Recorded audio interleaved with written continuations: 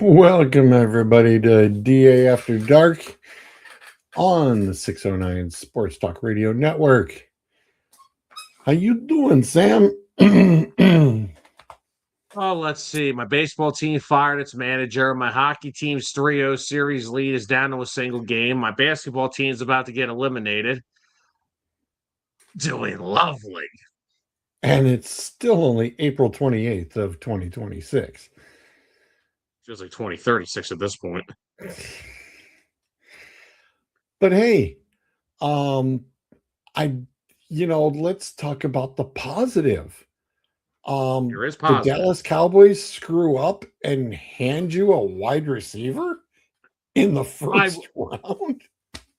Oh, I mean, it's not like the last time we traded with them that they gave us a wide receiver, Devontae Smith. But no, I mean, look, that's probably the best thing I've had. That's been the best thing for me all weekend was the NFL draft. So,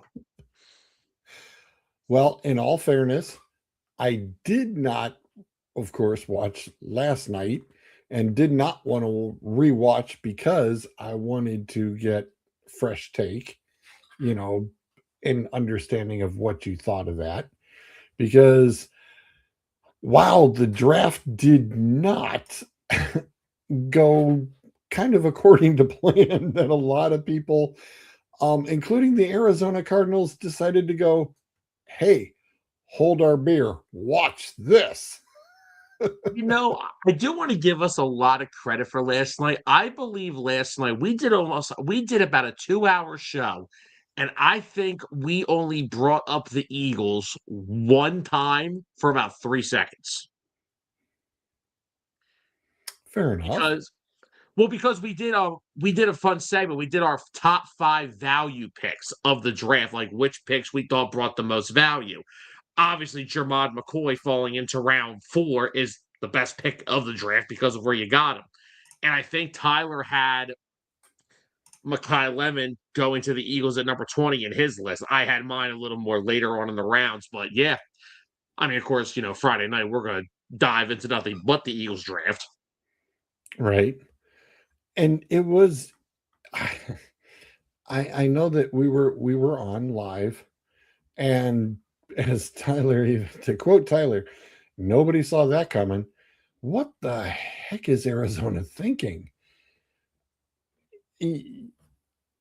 I mean, it's funny because a lot of the different memes and reels and stuff have shown, oh, they're trying to pull a Raiders, and oh, well, you take a running back and then get the first pick in next year's draft, and then you get a quarterback, and it's like, oh, we see what you're doing. Okay, Arizona. Okay, yeah, kind of, sort of, maybe. But Arizona is heavy in its running back room right now. So here's the thing. I get what Arizona is trying to do. They're trying to regain popularity with their fan base. There's been nothing very exciting for Arizona and Cardinals fans for a very long while. The Larry Fitzgerald days are over. The team hasn't been competitive. The Kyler Murray thing was supposed to be something that could, rejuvenate the franchise. That was a complete wash. I mean, granted, he got hurt, but they haven't had anything to be happy with for a while. And again, like, all right, yeah, they could have took Ty Simpson. I'm at least happy they took one of the top prospects in the draft, unlike some teams.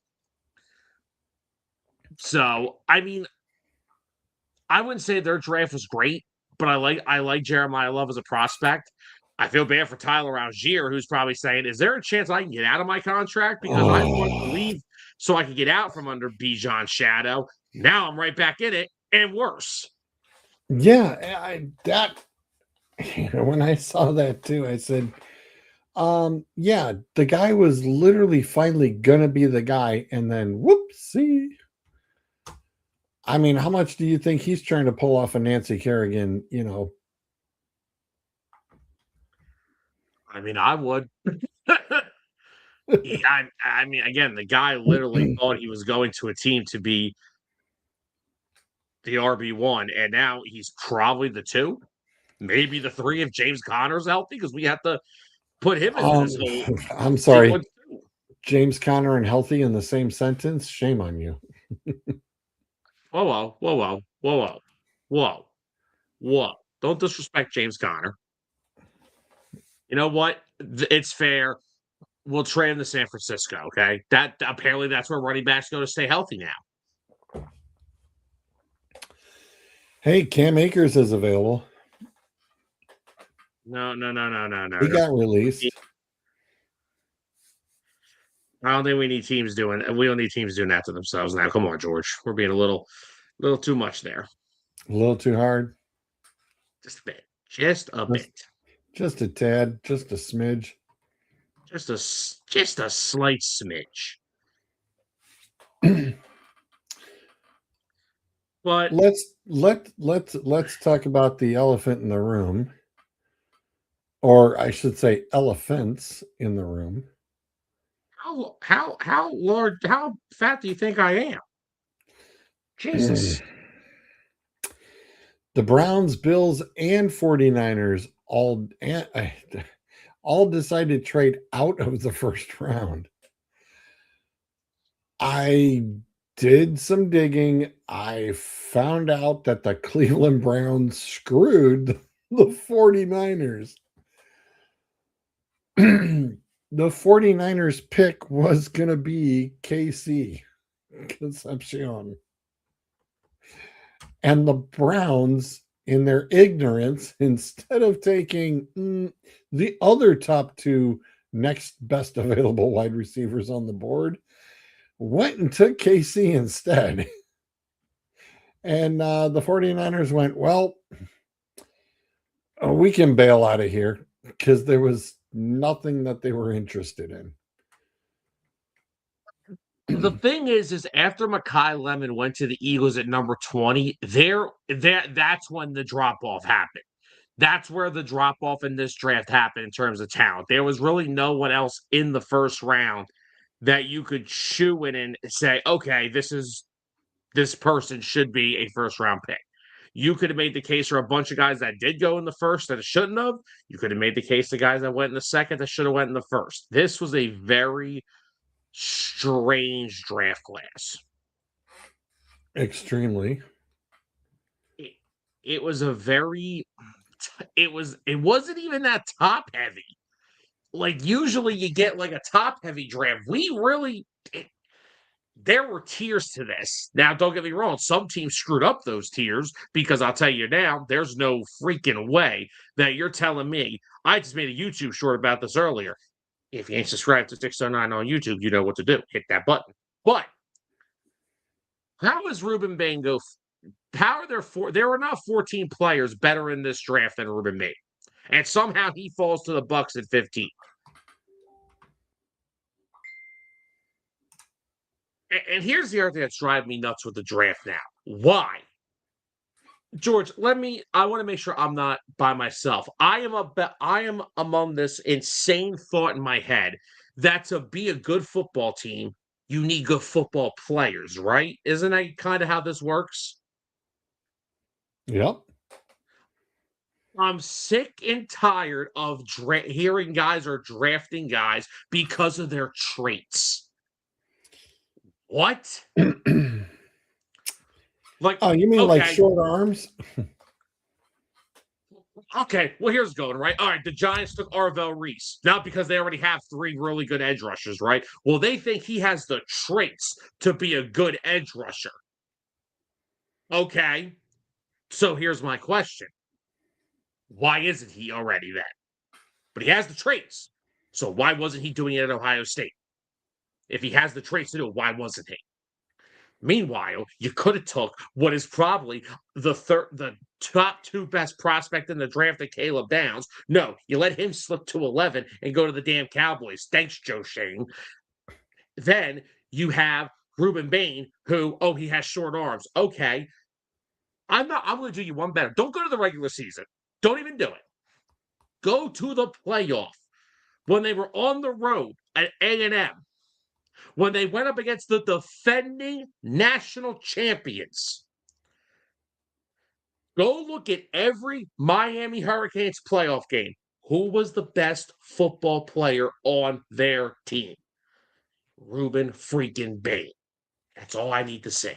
He went up against some of the top teams in the country, dominate them snap for snap. But because his arms are too short, we can't draft him. Okay. Okay. Yeah, the ignorance is bliss. I mean, we turned around and talked about it before the draft show even started. Is best available player. We discussed it before. Is okay. In whose mind is it best available player? Is it according to your combine numbers? Is it according to your scouting numbers? It should be according to what your needs are. It's like, oh, well, yeah, but it's just like, high school regret. Well, he's a 5-star. Well, that 3-star would whoop that 5-star because the 3-star goes to a stronger high school. The 5-star's just got a cakewalk, in a Division 4, but the 3-star goes to a Division 1 and he's a 3-star. But anywhere else he'd be a 5-star. That's why you go back right now. I'm going to use the 2020 draft as a big example. You go back right now, you're going, okay, Burrow, Herbert, Tua, Jalen. What quarterback has seen the playoffs the most? Jalen Hurts. Who's got Super Bowl rings? Jalen Hurts. Where's Tua? On a new team. Already moved. Where's Burrow? Usually looking either up at the sky or in the turf. And Justin? Can't usually the same thing. Figure out the NFL to save his life. I think that's the first. I think you're the first person that not name me or Tyler to actually give some common sense about Jalen Hurts. I've seen it freaking all. And I'll use you a better one. Why don't we go back to a draft class that involved your 49ers? Here's a guy out of North Dakota State, Trey Lance. Oh, he's got the big old arm. He's got all the talent. Gets the cakewalk to be the number 2 overall pick. How about the last guy they picked in that draft that was Mr. Irrelevant, who had to work his ass off to become the starter? And guess what? Led you to the Super Bowl. Yeah, been to a Super Bowl. It's pretty damn good quarterback.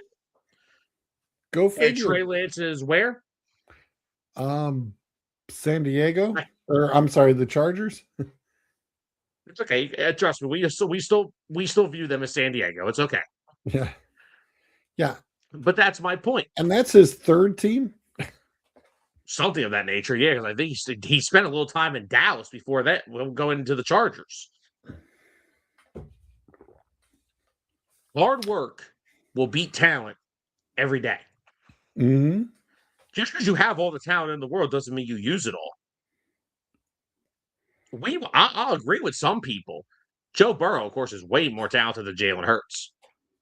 Easily. Joe Burrow is one of the best quarterback prospects we have seen since. He's probably the best one since Andrew Luck. The only difference is Luck had a little more success in his collegiate career than Burrow. Burrow had the one huge monster year. Of course, it helps when you have 2 first-ballot Hall of Fame wide receivers if their careers continue on the trajectory that they are. And that helps you a lot. But still, he's probably the best quarterback taken in a long time.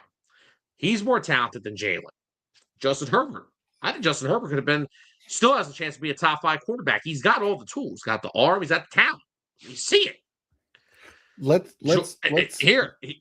Here's one you forgot about there. Jordan Love. He was in that draft class. The only reason we forget about it is because he sat behind Rodgers for 2 years. And he's kind of getting his butt kicked. He hasn't been able to really do. He's kind of sitting in that average. As we in the collectibles arena like to call him, he went from being superstar to pretty much lower tier semi-star. And that's going to leave. You had the opportunity. You had the opportunity to pull the longest yard out. Superstar versus half a star. Nah. That's 2. That's 2. I'm going to one up this. Now we'll go into the running backs. Oh dear. DeAndre Swift. Started off with the Lions, went a little cold, goes over to Philly, does very well. Into Chicago, doing very well. Yep. Let's look at the next set of guys behind this. Clyde Edwards-Helaire. He's still playing? As I say on my show, one moment, please. Is he still on a team? J.K. Dobbins. I think he's on his third team as well, if I'm not mistaken. Yeah, Ravens, Chargers, Broncos. Cam Akers, who I just mentioned, he just got released again today. I think he's been through 5 teams. Clyde Edwards-Helaire did play 2 games this year with the Chiefs. Zach Moss. I don't even think he's in the league anymore. I thought he was still under contract with somebody, but I could be wrong. Nope, I'm wrong. So last we seen of Zach Moss was last season. It was in 2024, 2025, which was last year. Played 8 games with the Bengals. Joshua Kelly. Who? Right? Mike Warren. Eno Benjamin.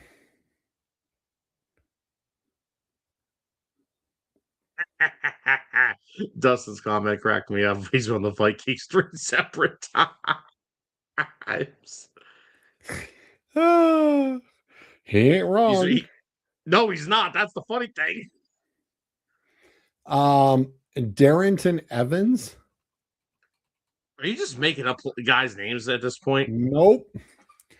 Because guess who's a little further down this list that is shocking? One Jonathan Taylor.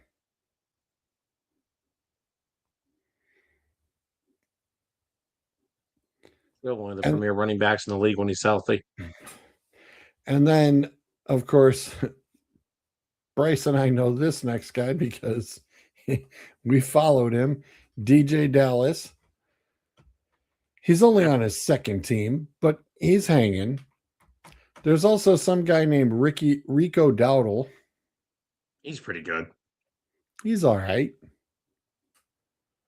Keyshawn Vaughn. And I think the rest of these guys aren't even in the league. I think they got cut. They just flat out got cut. Javon Leake. Raymond Callis. Scotty Phillips. JJ Taylor. Darius Jet Anderson. Apparently not that quick. Want to give your thoughts on that? Because apparently Jawan Jennings has actually been linked to the Vikings as he's visiting Minnesota. Enjoy. George, not a fan. Like I said, as far as that went, it's like what we only got 2 good running backs out of that ordeal. 3, maybe.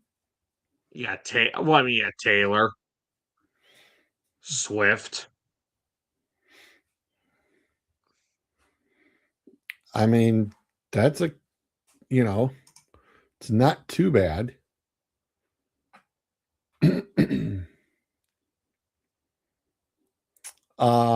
Let's move on to the wide receivers. CeeDee Lamb, not too shabby. He's pretty good. Brandon Ayuk. Oh, wait, are we still? This is the 2020 draft class, right? Yep, this is 2020. Oh, great. Michael Pittman.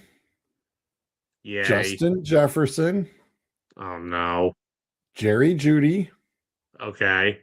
Gabe Davis. Cool. T. Higgins. All right. Everybody's favorite guy, KJ Osborne, Okay. Darnell Mooney, Cool. Jawan Jennings, Mm-hmm. Van Jefferson. Okay. Let's not forget Cleveland's favorite, DPJ. All That right. Michigan freaking dud. I'm sorry. I gotta Donovan be. Peoples-Jones. Jesus. It took me a minute to realize who you were talking about. Now I remember. But anyway, And then we continue. get to your favorites, Jalen Rieger and Quez Watkins. Have a nice night, everybody. they were just next on the list. I was like, wow, check that out.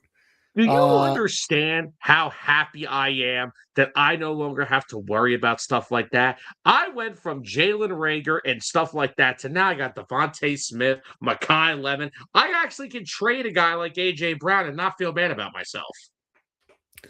The only two even worth mentioning on this list, the rest of the way down, it is Denzel Mims, maybe, and KJ Hamler. And they play on the same team. And they play on the same team now. The Jets got rid of Mims. Hey, shout out KJ Hamler. He's probably the last decent wide receiver I've seen play at Penn State. Which, by the way, did anybody catch the clip of the interview that Terry Smith gave the other day? They were asking him about Drew Aller, as a player, a person, whatever. And you know what the first thing he said about the player? I don't believe the system we were running at Penn State was good for his play style.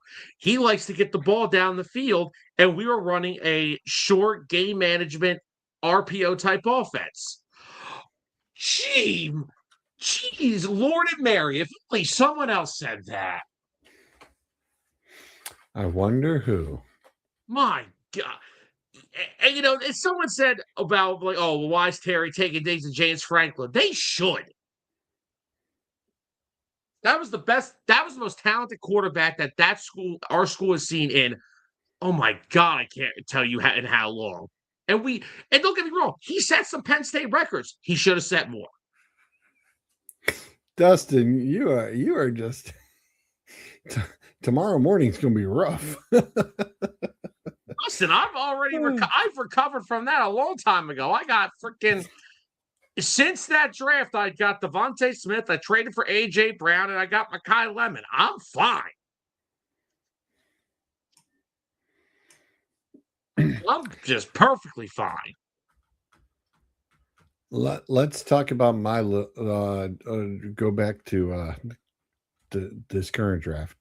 Carnell Tate going to the Titans at 4. I want to comment on that, but did you just hear what just happened like 5 minutes before that we just got on the air? No. The Titans president of football operations stepped down. Really? That's some weird timing.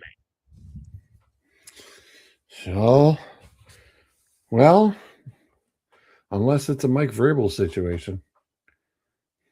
Oh, there's rumors about that resignation coming soon too. Yep, I was gonna say, boys and girls in New England. Well, it was nice while it lasted. The only reason, and now look, I don't want to. I really could care less about that situation. The only reason I would love to see that happen is so Howie Roseman can go call up this complaining diva wide receiver of mine and say, still want to go there now? Because your boy ain't there anymore. You gone. Now where are you going to go? Dustin's on fire. Dear God. Oh, Dustin, that's awesome. That's great. That's great. Maybe he was in the hot tub with him. Well, when it comes to adding talent to 609, I know how to pick them. Yeah. But no, Carnell Tate coming off the board very quickly. And I don't recall anybody, and I mean anybody's mock draft that showed Carnell Tate going to Tennessee.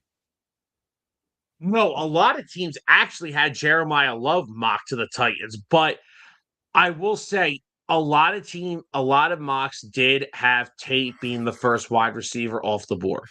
So it's not like it made sense because he was still the first wide out off the board, but yeah, not a lot to the Titans. But again,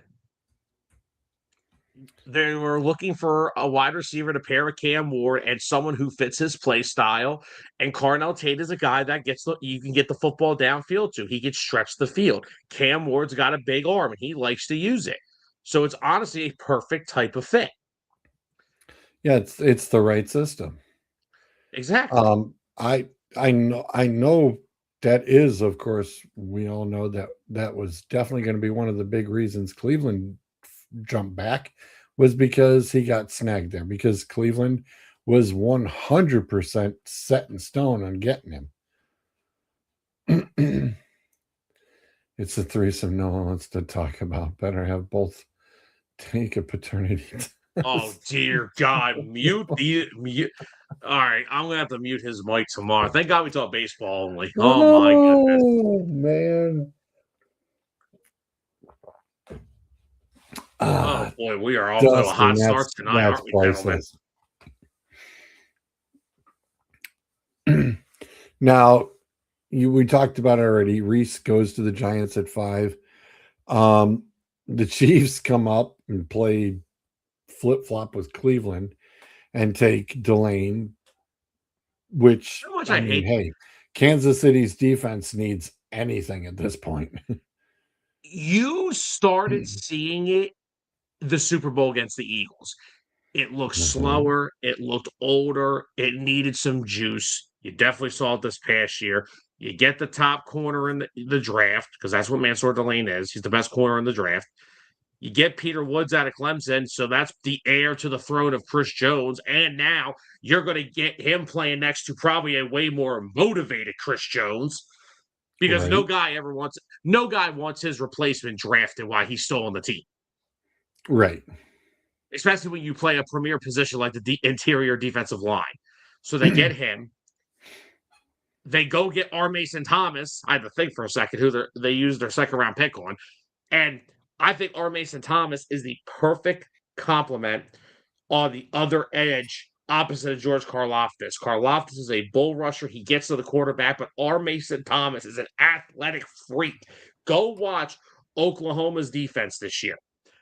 When their offense in the second half of the season struggled because John Matier broke his hand and came back and the offense wasn't the same, their defense kept them in a lot of football games.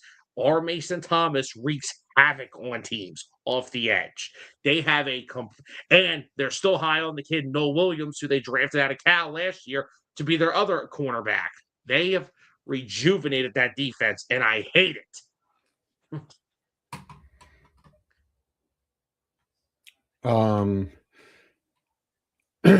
Next up, of course, Washington takes Sonny Styles.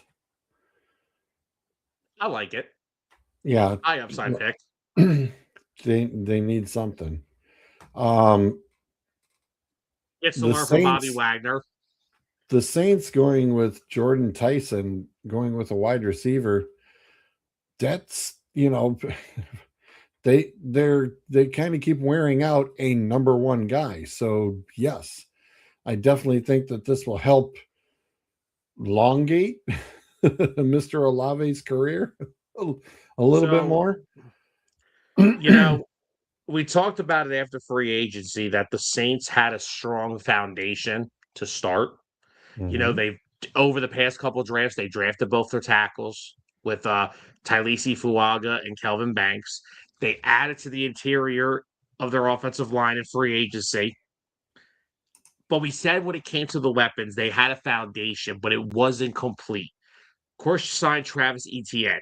No, I'm not calling him Travis Achan. I don't care what he says. I'm calling him Travis Etienne since he came in the league.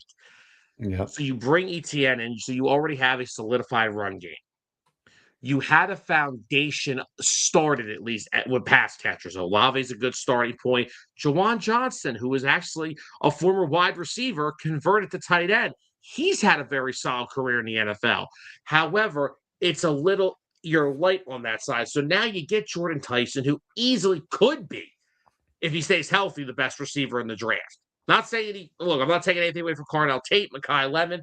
Tyson is just as talented as any of these guys. The only issue has been the medicals, the hamstrings, the stuff like that. However, if he's healthy, that is going to be Tyler Shuck's best friend for the next 5 to 10 years. Oh, not to mention, they got Oscar Delp later in the draft, the tight end from Georgia, who he may end up being a hidden gem in this draft. The only reason he slipped so low, he was banged up sometimes in his career at Georgia, and the numbers are flashy. He's still a solid tight end. Now they got like some long-term building there with Tyler Shuck and some guys. And you still got those other guys that I brought up with Olave and Jawan Johnson. The Saints are actually putting together a very solid team for a team that has been in salary cap hell for how many years now? Right. And let's not forget they took 2 more wide receivers, Bryce Lance in the 4th and Barian Brown in the 6th. So they're definitely looking at, getting younger in that wide receiver core. It's like, why not? Because, Anthony, he's probably going to re-sign there anyway. And I'm with them going for Delp. I am wondering what the status, because they've been kind of hush about Taysom Hill so far. Nobody has said anything. It's been very quiet. And I've been wondering because the Saints haven't said, that they weren't going to re-sign.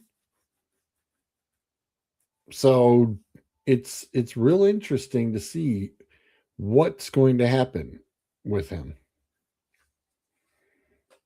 No, it's not, because that's not who cares. What is the big deal with this guy? The guy's a gadget player that plays like 5 plays a game. Who cares? Well, he got advertised to be Mr. Gadget player, but guess what? He's shown pretty much, even though the positioning was tight end, he shows he's a good wide receiver. The title may say tight end, but that guy is built like a wide receiver. And if you're going to snag him, say, for example, Jacksonville, wouldn't be too bad of a situation to get into with him. Jacksonville needs something. They haven't. Their offseason's been awful. Yeah. Benchwarmer Brandon turned around and said, "Oh yeah, your draft, it's a D-." And they're like, "Couldn't you grade us on the curve?" And he goes, "Okay, we'll give you a D+." And then, of course, you got to pay the Jets and Browns tax, which was hilarious. He did, yeah, that was downright hysterical. But I just want to say another thing off of Anthony's comment, because he was reminding me that Wagner was a free agent. Like I said, he'll probably, if he still wants to play, he'll probably resign with Washington. He's had a very good couple years there. Also, I would really prefer him to learn. Hopefully, they do resign him, because if Sonny Styles has to learn from that nut job Frankie Louvu, he'll be suspended within the first 2 years in the league. Yeah, which would be stupid. So if the Commanders were smart, they would resign Bobby, because I don't want my guys learning from freaking Frankie Louvu.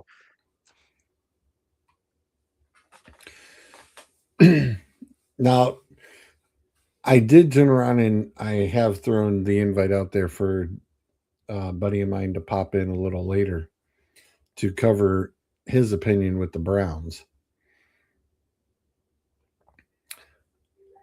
I'm not mad at it. Offensive line, wide receiver, offensive line, wide receiver. Okay.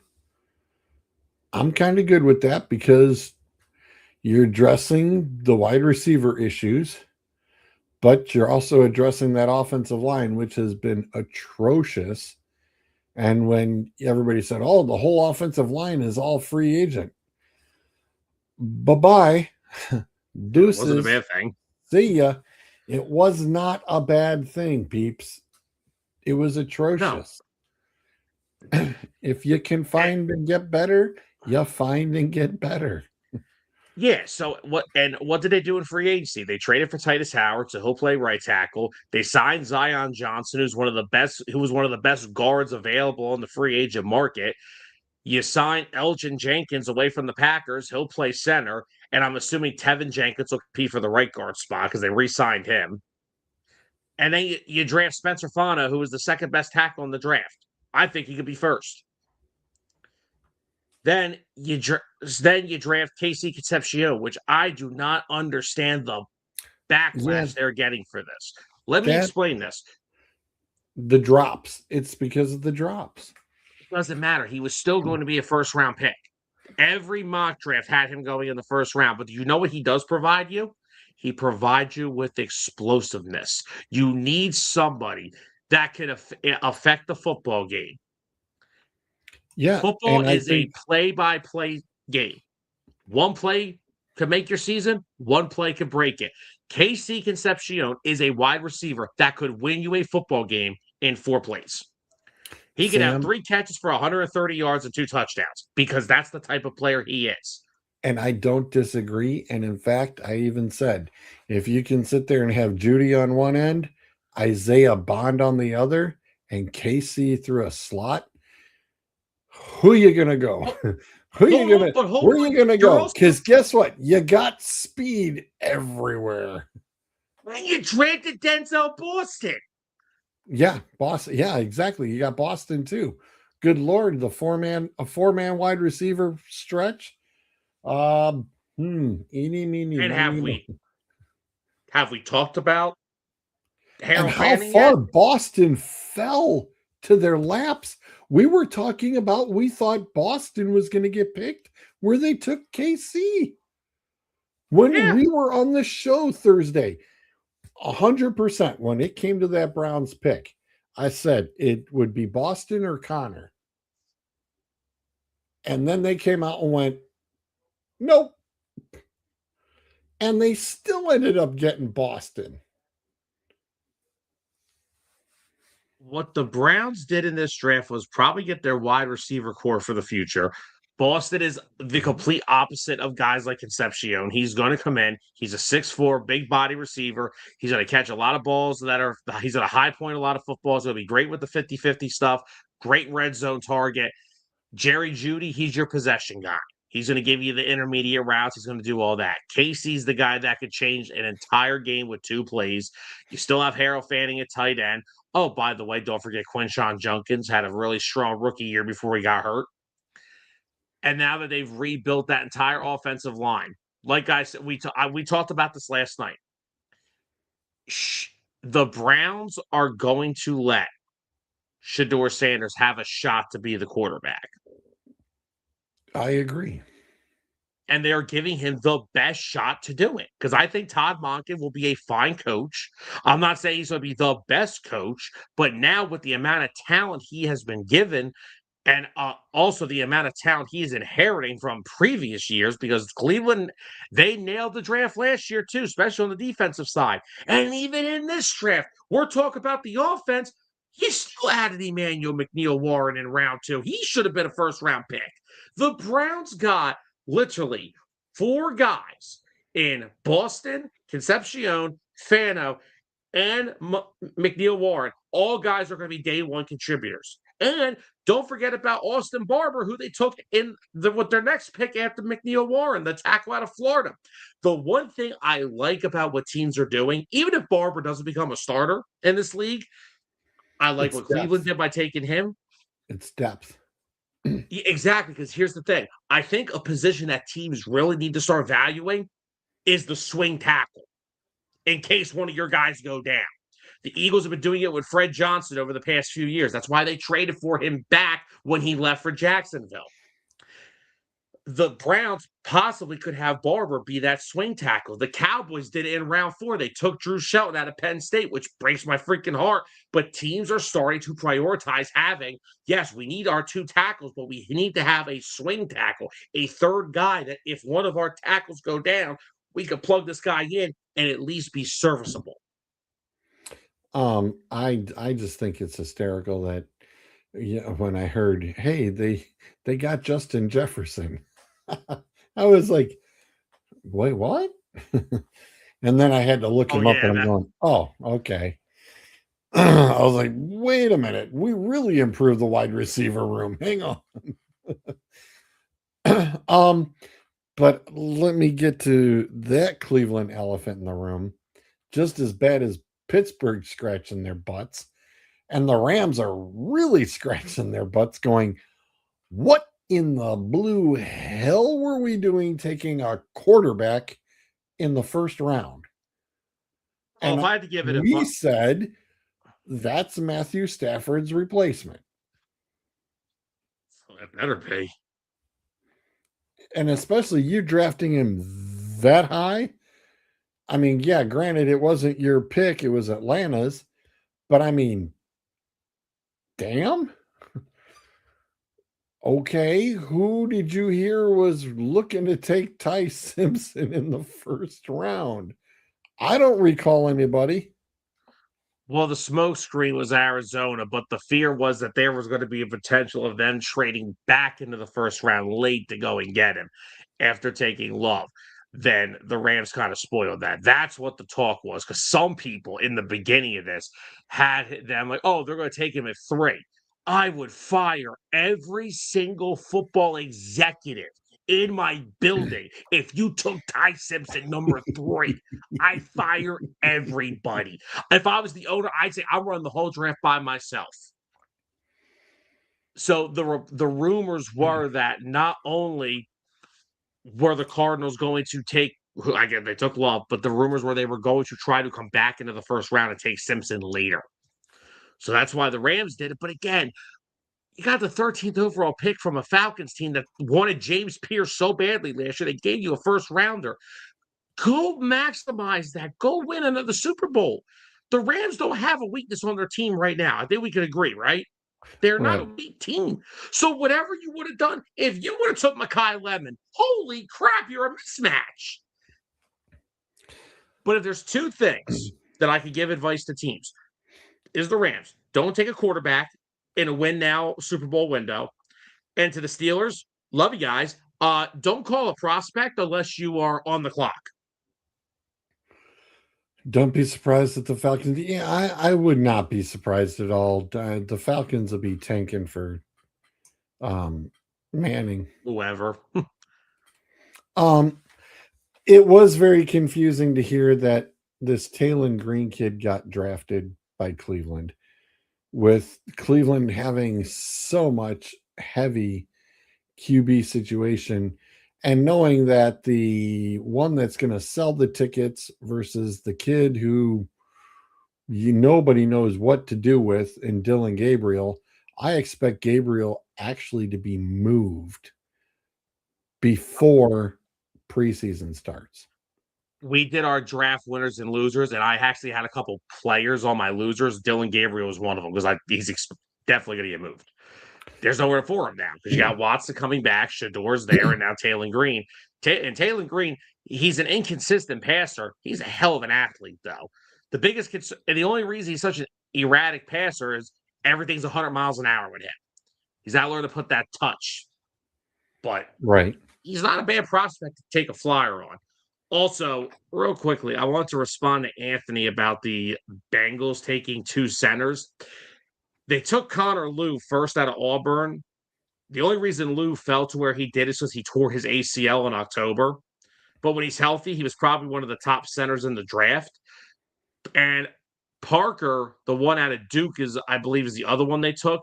He is labeled as a center, but he can play all over the interior of an offensive line. So I thought Cincy had a really good draft too. I thought they drafted well for their defense again. They used the 10th overall pick in the Dexter Lawrence trade, and then they filled in the offensive line later. Wish they would have went earlier with it, but still. Well, and when Zolt gets in, would touch on Detroit. I mean, Detroit didn't have a whole lot of picks. I mean, but they weren't flashy. But we discussed this. This draft was for your line. This draft was for your line. your line guys, your linebackers, your safeties, corners. This was not your flashy draft. That's going to be next year. Next year is going to be your offensive fantasy toys left and right. But this year, this was your year to turn around and definitely build and take, your guys with the line, offensive or defensive. What's up, dude? Yeah, this was not a deep draft in a lot of areas. It was like you said, build up the offensive line. Honestly, this could have been a very sneaky draft for wide receivers. There was a lot of depth at wide receiver. There was some depth at defensive back, safety, and corner. They were kind of even. There was like a drop off after about round 3 to 4, but there was some solid depth there. Running backs outside Jeremiah Love, no. Tight end, it was a solid draft, but it wasn't deep in terms of polished tight ends. After Stowers, Claire, and Sadiq, it really got into okay, this guy is a good pass catcher, but he can't block. Then this guy was a good blocker, but he can't catch. It was a very weird draft for tight ends. It was a bunch of does one thing well, the other thing he doesn't do well at all. But we did get our nice little surprise of the running back at the end of the first round. Loved it. I don't know how the reigning champs can actually be a winner in the draft after winning the Super Bowl, but I got to give it to them, man. You lose Kenneth Walker, you get Jadarian Price. You lose Kobe Bryant. Okay. You lose Kobe Bryant to the freaking Bears, you get Bud Clark. You lose Reek Woolen to the Eagles, you get the kid from Arkansas. And they drafted Bo Stevens from Iowa, who I think could really help the interior of their offensive line. I really don't know how you somehow win the draft and the Super Bowl. They didn't win they didn't have the greatest draft, but it was a good draft. And it was funny when we were talking that almost every team from 26 almost all the way out, everybody was trading. It's like it was a lot of hot and heavy trading at the end of that first round rather than in the beginning of that first round. I mean, because the guys are like, yep, we're not interested. I mean, the Chiefs ended up with 2 first-round picks. The Titans jumping back in. I mean, we're sitting there going, what? Titans had a solid draft, too. Keldrick Falk. They got Hill, the linebacker from Texas. Of course, they got Carnell Tate. They had a very solid draft. So they're going in the right direction.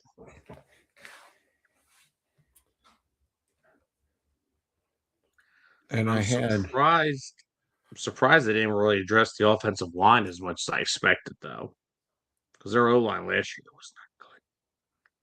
Right, atrocious. And that's what I thought they were going to be doing. Like I said, to snag Tate, I was like, okay, I get it, but dude, you need to work on that line. And I think that's why everybody had him on that line. Yeah, but you know what? When you are bringing in a new offensive coaching staff with Daboll running the show, maybe you at least have to give that line another year so you can see what you do have and what you don't have. Because there is some possible talent there. I mean, they did. Kevin Zeitler's a free agent. They released Lloyd Cushenberry, but like they gave Dan Moore all that money from the Steelers. They drafted J.C. Latham, who I still think would be solid. But yeah, I think this is more along the lines of you have to see what you have first, especially with a new coaching staff coming in. So I got our first our first real talk here. These Shoot are it. the, and remember, this is, everybody wonders why it takes so long in between the picks. It's because this is what's going on in the background with the jerseys. This is the Browns and Chiefs announce the trade.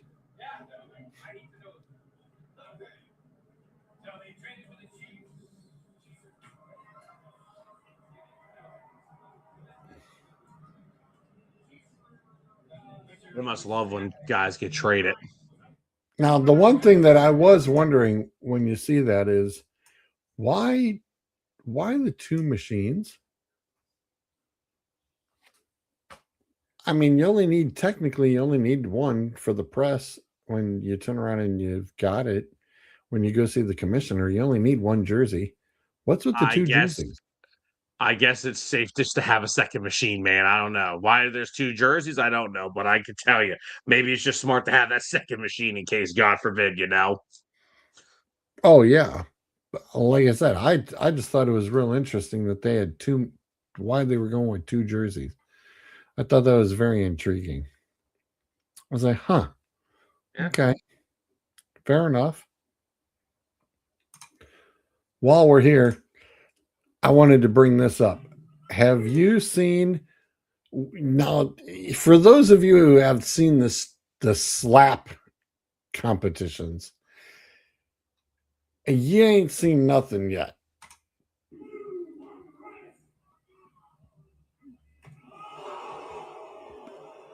Good night, Gracie.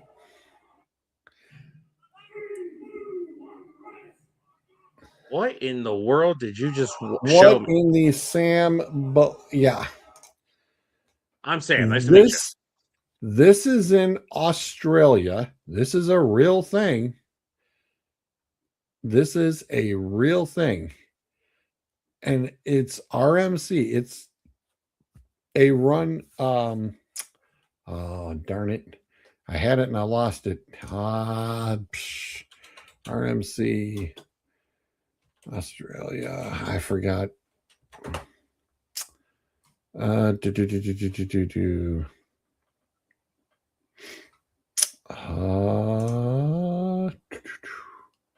That RNC. I'm sorry. It was RNC. I got no words for Run that. National Championship. Yeah, I got no words for that.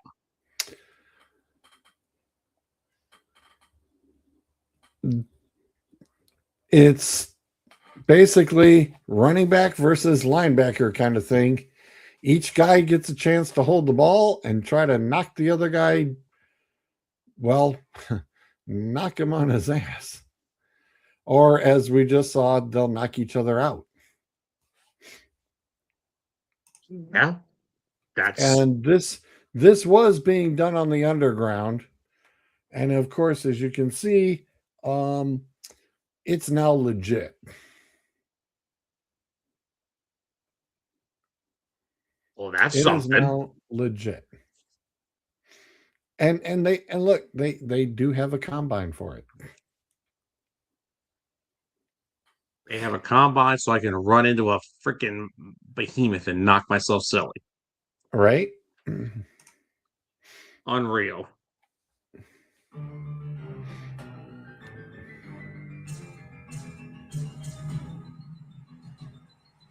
It's WWE meets the slap competition. That's an insult to the slap competition. Don't get me started with WWE. Look at this. I mean, we're talking all the theatrics and everything.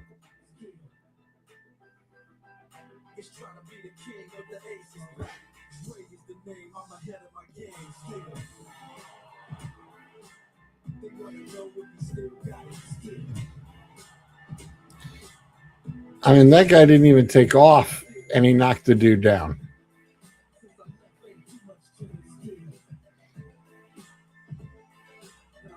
That's unreal.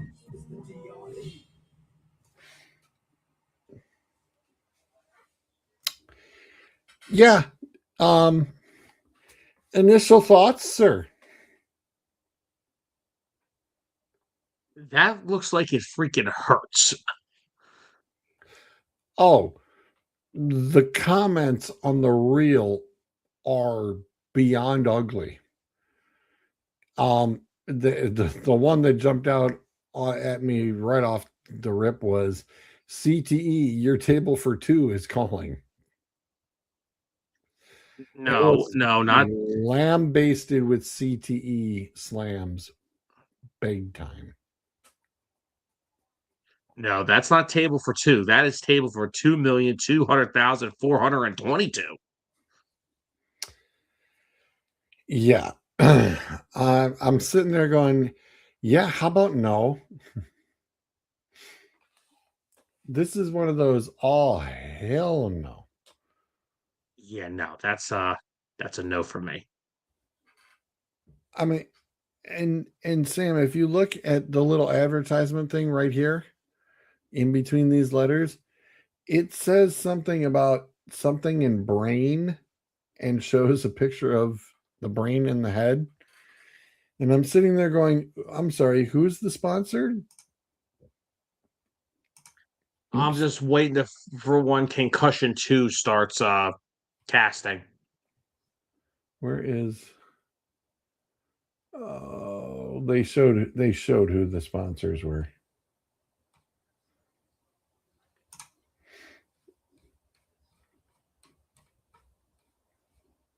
Here you go.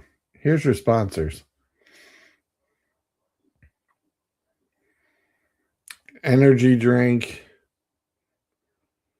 protein, Oh jewelry my store gosh. with another protein drink.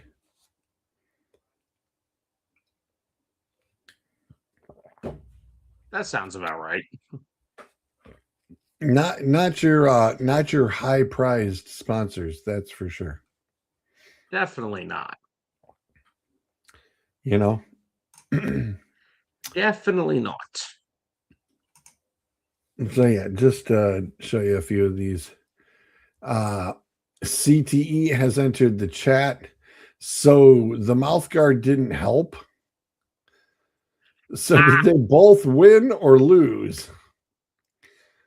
That's a good question. Who actually Yeah, who won won that one? that Yeah. rep? CTE, you know me.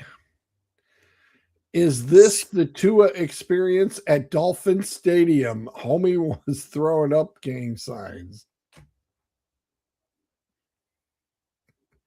I'm done. I'm done. Yeah. I've done heard it all. Whereas first, second, and third prize is head trauma. No, one guy says, no fumble, baby. Get this man a contract. Another guy, don't lead with your head. This one, live cranial fracture.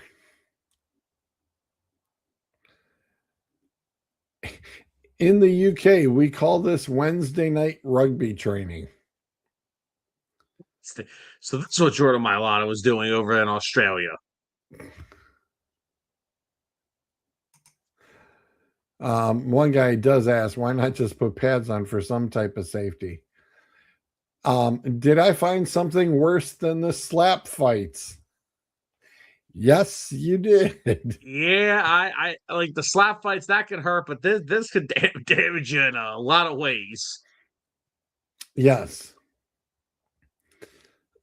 One guy goes, I need to see more of this immediately. I'm like, you are one sick puppy. But the wild thing was is when I looked it up on YouTube, there's just a couple of shorts and that's it. This was kept very hush hush on Australia's underground. This was not publicized. This was not publicized. It's probably because it's probably not even half legal with the way these guys hit each other. This one's coconut collisions. That's where is I was going to say there was one more. I'm looking for it.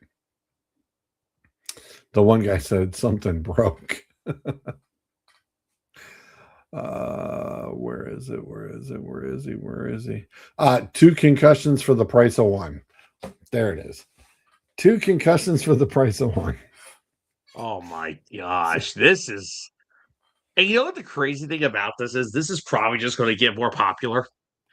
Just like the slap. It's just like the slap crap. Pretty much. It totally is. This poor unfortunate soul. Oh boy. Not once, not twice. Sam, 3 times. Old hat trick. Yes. For the nuts.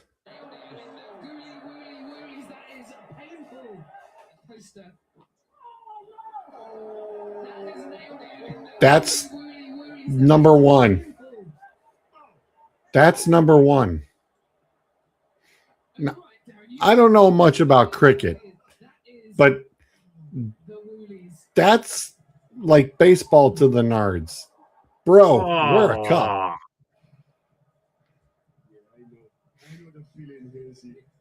He's in a world of pain. Oh, there's a little smile. Yeah, he needs a minute. He needs a minute. I need an hour. And the pitcher, well, the bowler, who's that fella right there. There's the second one. Oh my God. He just gets back up and he goes right for nut number 2. I hope he already has kids. I really do. For him and his wife's sake, I hope they already have kids. Shake it off. Okay, what's the next ball again? Go again, go again. Make it hat trick. That is an awkward end. He had no interest about any protection. He didn't want to, he took no chances on number 3. Yeah, the Ghoulie Woolies. Now, there's something for your Friday night picks. The Ghoulie Woolies. Well, I will say this. If he was playing golf, the first thing he would think would be 4.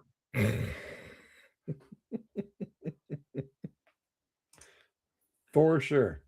Oh my God. Yeah, something for your baseball enjoyment. We lost the Indians. What's the Indians' new mascot? Does anybody know? The Guardians. Cleveland Guardians? Y'all know what a Guardian is? A guy that says be home by 10 p.m. and you go, shut up, you're not my real dad.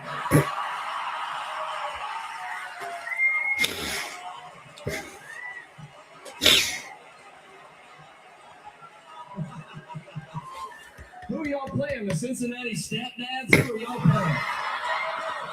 The Guardians? Nobody's scared of that. You know what I'm saying? No, if you ever watch baseball, they hit a home run, there's no one in the stadium. There's no one in there. No one cares about baseball. I'm saying spice it up, you know? The Rangers? No one's scared of the Rangers. You know what a Ranger is? The guy says, when you're done camping, throw away your trash. That's a... You're not scared of it. I'm just saying spice up the games. You know what I'm saying? If you were watching a baseball game tomorrow and you're like, tonight's rubber match is the Miami Cubans versus the Texas Border Patrol agents.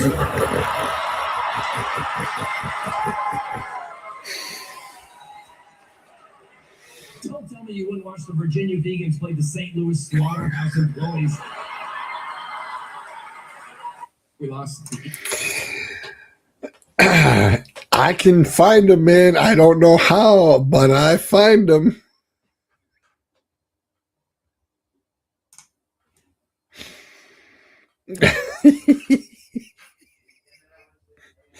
I need a minute. I'm here. I need a minute.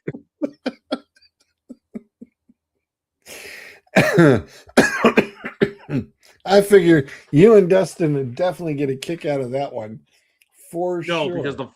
Because the funny thing is Dustin literally goes through and finds hilarious like minor league or independent ball league team names, and that just took a turn.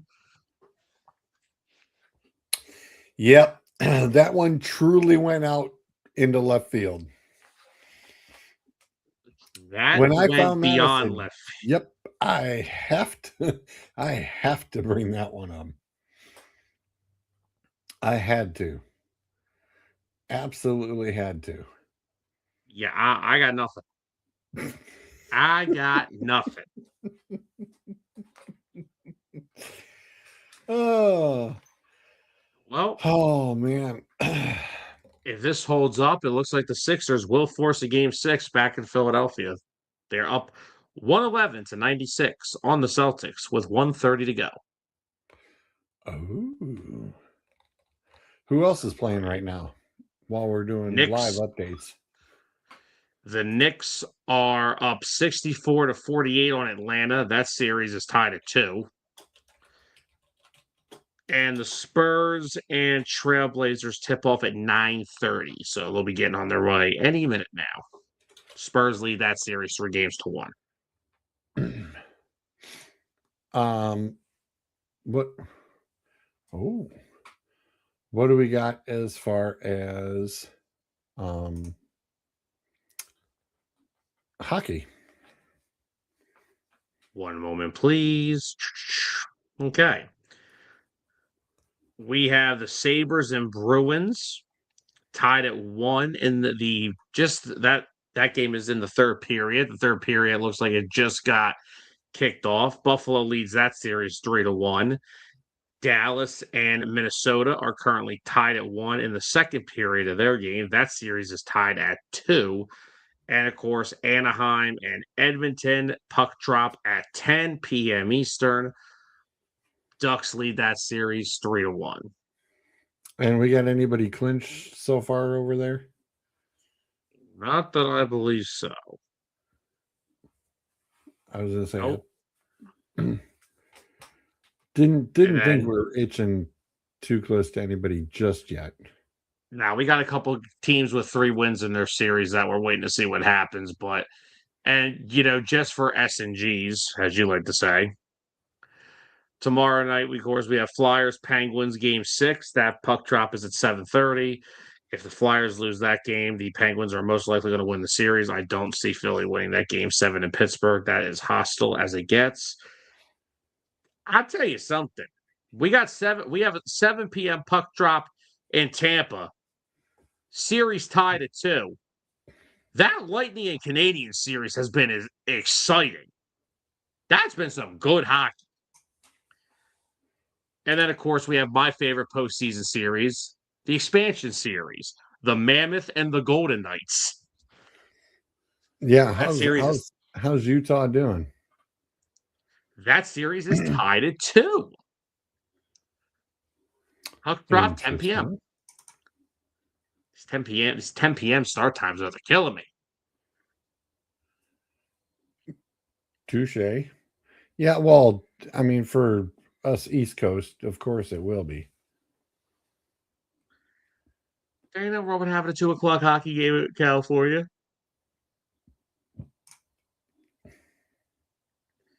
There ain't nothing wrong with that at all. Trust me. But yeah, good postseason series so far. A lot of really good hockey so far.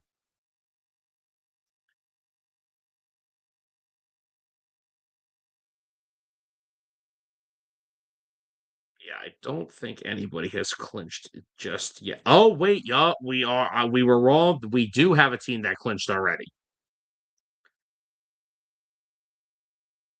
The Avalanche.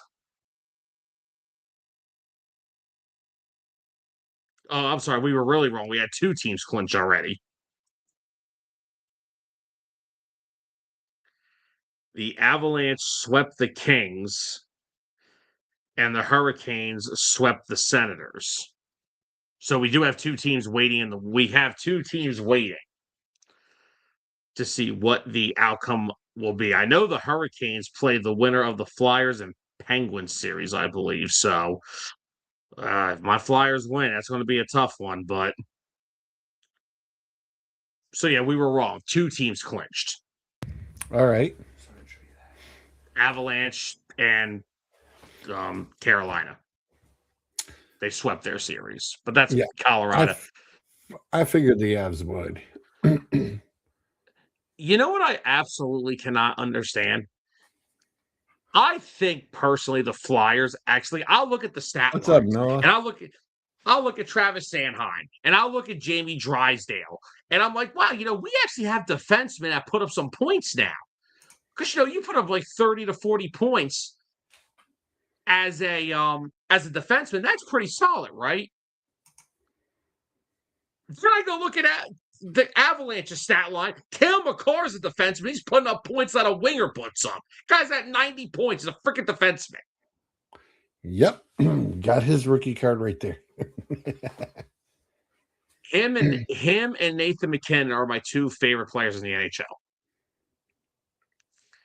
Nathan McKinnon just all he does is put up points. Points. Yep. Can't argue with that at all. Speaking of the Devil Witch, what channel is that game on between?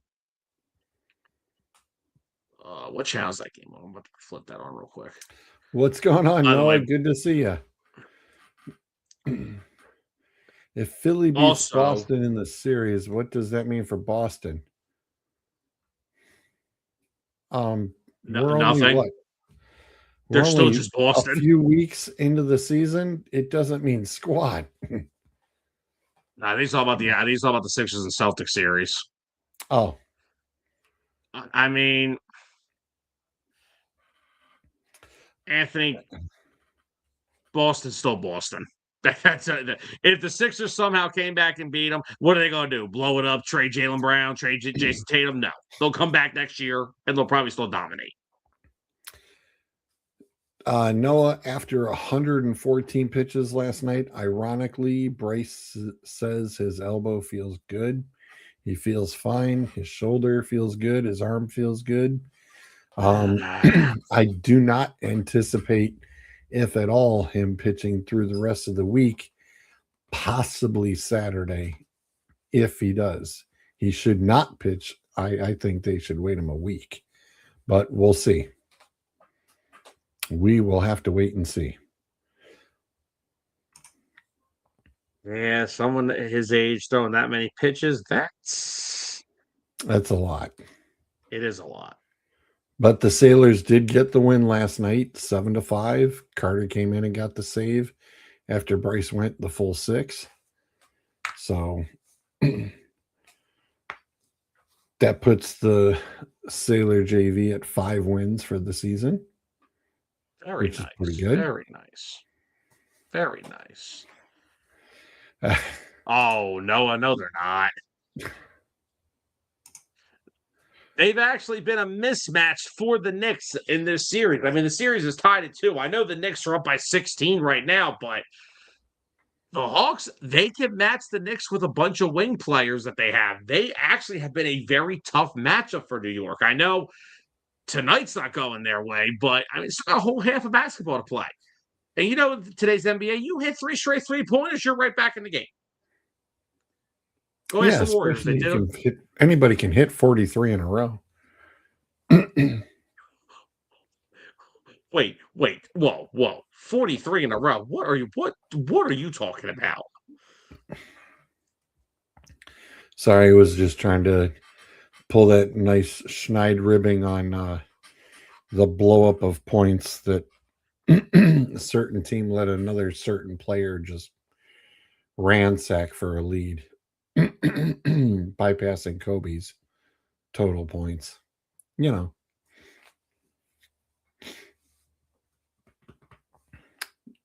that I'm salty about it or anything. Okay, well, you could take that up with a said Miami Heat fan. That is our co-host on Monday, so you can handle. You and him can do that one night. He can take my spot on one night, and you guys can go after each other there. I ain't touching that.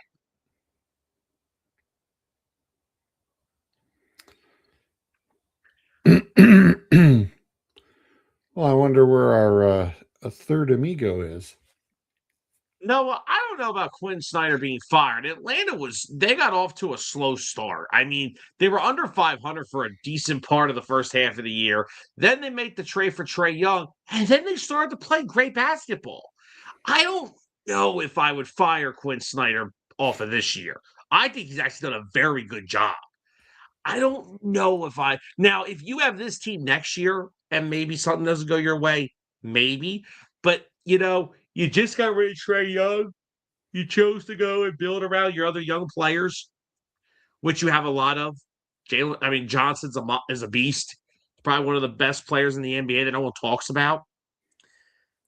But yeah, I wouldn't, based off of this year. I mean, they got all the way to the 6th seed in the East when they started off really slow. I wouldn't necessarily. I'm not there yet. Well, and I was wondering about that. They moved off of Trae Young. It's like, dude, you were starting to build a nucleus around him. And yeah, but then go ahead. yeah, but the problem is when you have a point guard who is nothing more than a volume shooter who can't defend, it's hard to build around that. Well, people really figure is. out how to build around LeBron, but I mean, geez. Two LeBron totally doesn't different play players. defense. LeBron doesn't play defense. What basketball have you been watching your whole life? LeBron, listen, you sprint down the court a couple of times to catch somebody from behind. You really want to call that full-on defense? I don't. Was guarding the best player on every team every night for like 20 years. Oh, I know. I've seen him live and in person, young LeBron going up and tearing up the Detroit Pistons in the playoffs. It was fun to watch. Not going to lie. But offensively, he had to play more offense and almost no defense to get it done.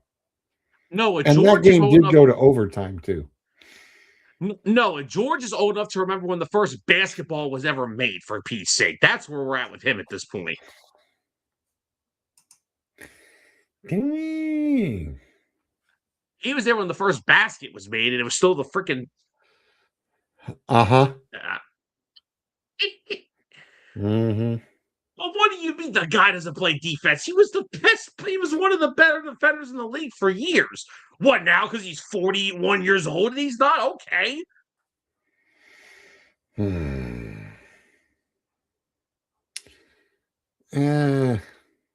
Oh, you guys are problematic. This is what I get, man. That you guys are a problem. Like, come on. What are we doing here? I wouldn't say problematic. I'd say far from it. All right, all right, here. Let's spark some fun. It's all Zolkins here. Let's spark some fun. Who is a better defender? Him or the guy that we compare him to all the time? Oh, Crybaby Jordan? Excuse me? Oh, yeah. Yeah.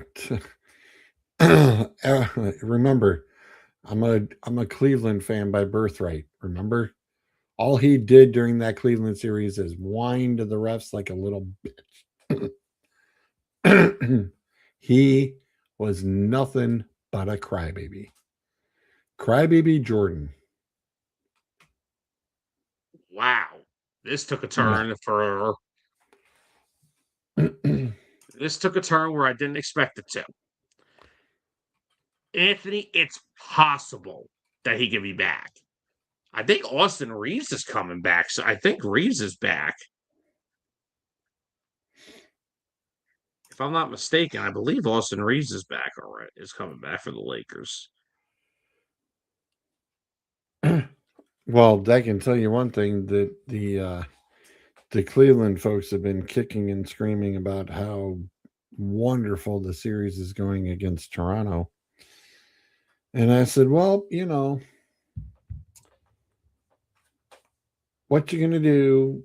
And Toronto, James Harden turns around and gives up more turnovers than points. It was bound to happen. It tends to, that is the one issue with James Harden in the playoffs. It tends to go a little bit out of whack.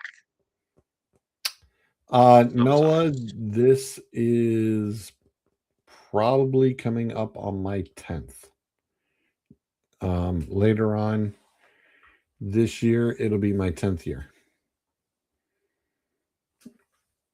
Started on Blog Talk Radio, and then turned around and did, I think, the vidcasting in 2019, I want to say. Because I think late 2016 started it with Blog Talk, and then went with the Facebook connections later in 2017 or early 2017, and then I think started the vidcasting right around 2018, 2019.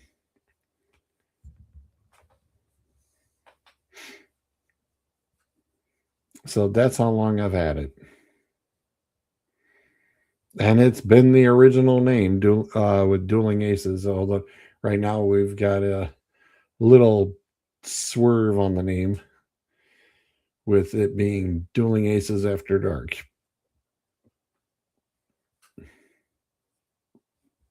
And just in case, for curiosity purposes, the 609 Sports Talk Radio logo in the corner is mine. Correct. In fact, let me get rid of that banner since we are done. We are done with those updates. Where is our Trip, man? Where is he? He's usually sneaking in by now. He's pulling a Goodell. Okay? He shows up when you least expect him to.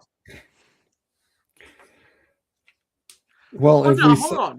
Do you think if we say his name like that one Joe Hendry? He's not Joe Hendry. He's not gonna.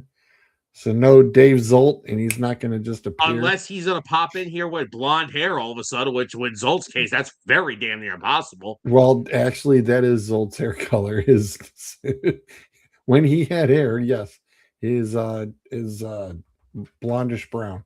Yeah. Yeah, funny you should bring that up. Go back for while we're waiting for Zolt. I need to go back here. What is with you tonight? You just, in the span of 10 minutes, disrespected 2 of the 5 greatest basketball players to ever play the sport. What the hell is wrong with you?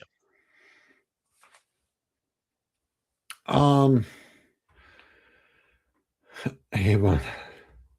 Noah, it's a tedious little process, but go for it, dude. Noah, I'll tell you now. Any questions? We're here. Yeah. Any questions? We're here. We can talk off air. No problem. We can totally turn around and fill you in with a couple of ideas to get it started, and then let you run with it from there. Definitely Noah, do a little research and have an idea and off and running with it. You'll be good. There ain't nothing like starting one, because when you start one, you start loving it every bit more every time you do it. Absolutely. Which is why I'm sitting here wondering why my lovely co-host next to me is sitting here disrespecting 2 of the greatest players to ever play a sport in my entire life. What is wrong with you? And as I said, crybaby Jordan just cried and cried and cried. No. One of those 2 are crybabies. It is not Michael Jordan. With LeBron, you want to tell me that? That's okay. Yeah, but what in the holy hell is why is Brucey here? No, you did don't disrespect the Longest Yard remake. Excuse me, I heard Diego Pavia got signed by the Ravens. I was just honoring him. All right, I'm out of here. Hey, I had Sam go off screen already once. Real quickly, before we continue on, I want to just, George, look at Noah's latest comment. He already does. You're good. You already got a little. You already started. You got something going with it. Yep. How is everybody today? Good. Oh, we're good. We're chilling. Okay. Good. All right. Well, it was good seeing you guys. I'll I'll catch you next week. Well, we See you saved in June. we saved the nugget for you. We turned around and saved. We didn't cover every aspect with the draft teams. Okay. We left the Lions alone for a Okay. hot sec. Your take, knowing that they didn't have a whole lot as far as No. the picks went versus what a lot of other teams seem to have. How do you look at it? I mean, it looked finally like yes, and as I said to Sam when we discussed it a little bit last week, was this isn't going to be a sexy draft. This is the draft where you're going to get your linemen, your linebackers, and your defensive guys. And it looks like the Lions definitely stuck to that script this year. Well, I mean, we've now seen this for at least 2, if not 3 years in a row from Brad Holmes. So the Lions draft strategy is this. They identify players that they want. They don't sit there, they don't rank players. At least, I mean, obviously you'll have a rudimentary ranking. You're not going to sit there and go round for round. Oh, this guy's falling. We should grab him. They have a list of 10, maybe 15 guys. Those are the guys they want. And they figure out a way to get them. And if that means we are going to take a guy around early because he fits our team, he fits what we're doing, he's a mirror image of Dan Campbell, whatever, that's what we're going to do.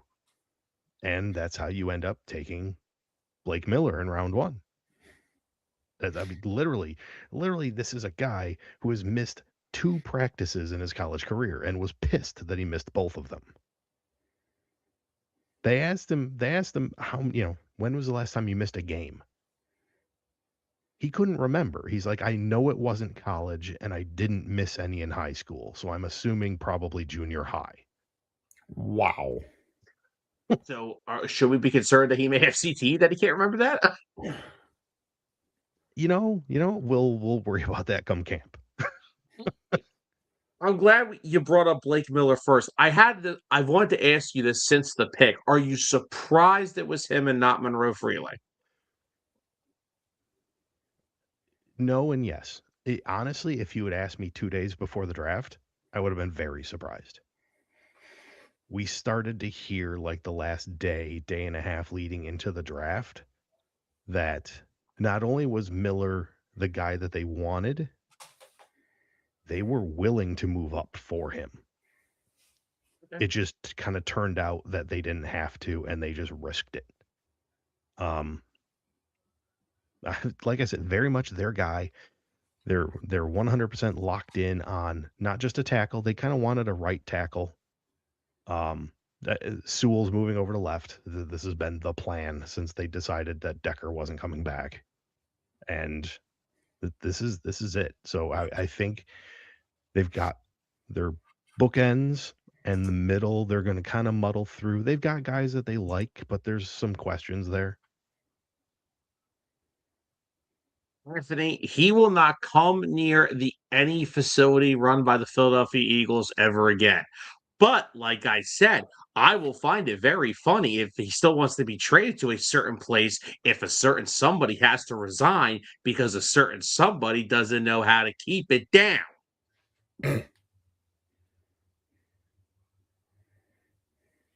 Uh-huh. And that's when I'll trade, and that's when we'll trade him to Arizona or something. Well, I mean, does AJ have a no trade clause?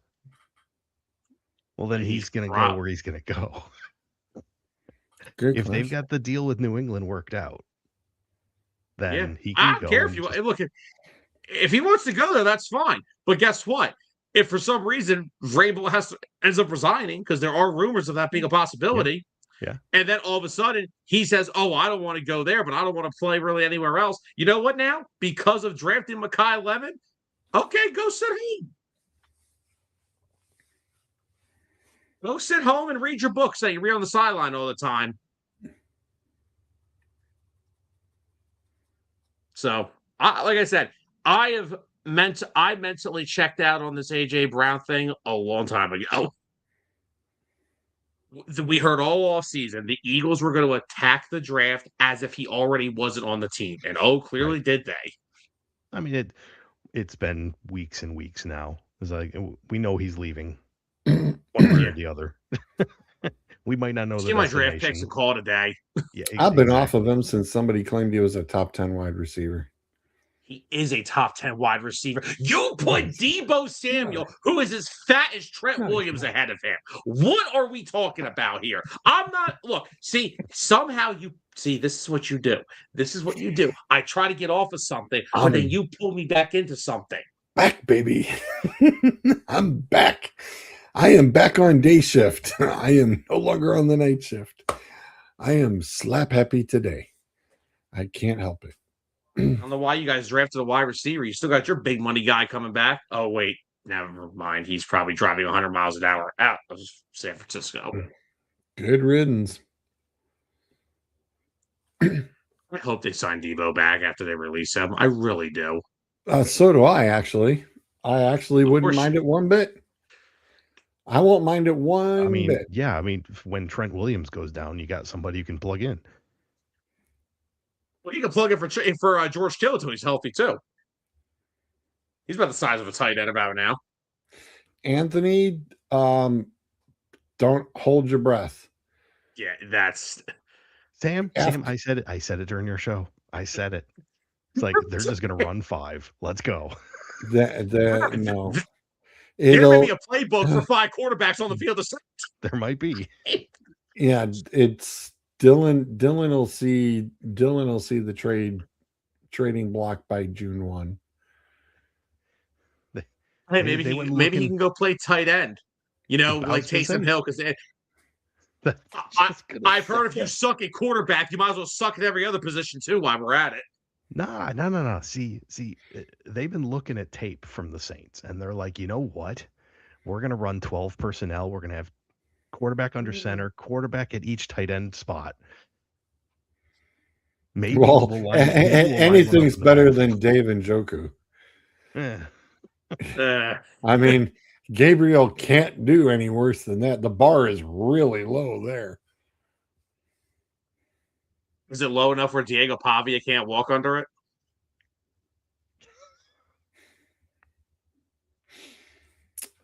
I don't know. This you know what, this poor guy is gonna go through camp and he's gonna like win the he's gonna somehow win the starting job over Lamar, and then we're all gonna just be like, we're idiots. This is the worst day of my life.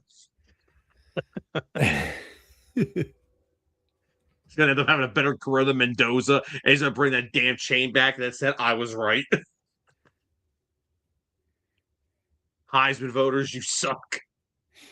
Right. He's gonna wear that to the Super Bowl. Oh my god. There was a Florida State QB switching to wide receiver from QB. That's every Florida State QB. They all stink. That's most of them. Well, look at Last one that the Navy quarterback. He flipped to running back.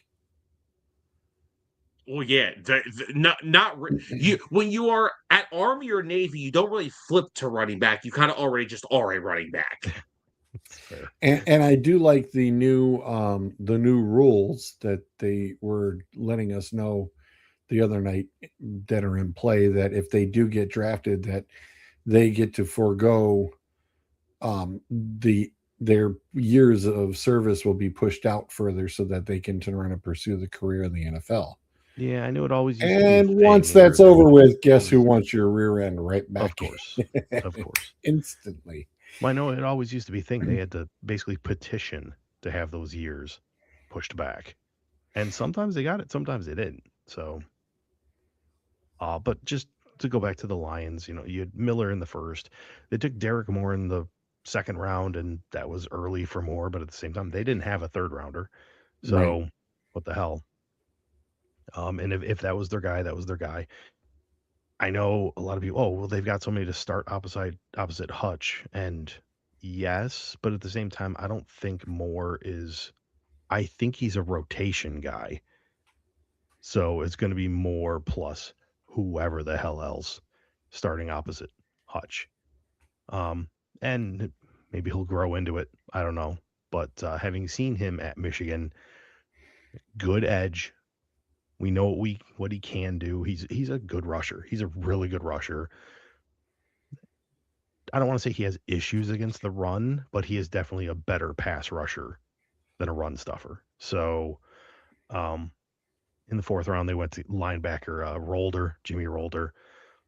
He's a football guy. He's literally, the quote I saw was, "You're gonna have the entire training camp. You're gonna have to have an assistant coach holding him by the back of his jersey because he's just too anxious on the play." Like, he wants to, wherever the ball is, he wants to be in there immediately, and can't always do that as a linebacker. Right. All right, so we found the guy who's going to fight Dan Campbell in practice. Right. And I've, for whatever reason, everybody seems to have locked on to Keith Abney, the cornerback in the 5th round out of Arizona State, as like the sleeper pick out of the draft. Could be. Could be. I will take it. I will certainly take it, because then we can stop worrying about, if Terrion Arnold is going to get prison time.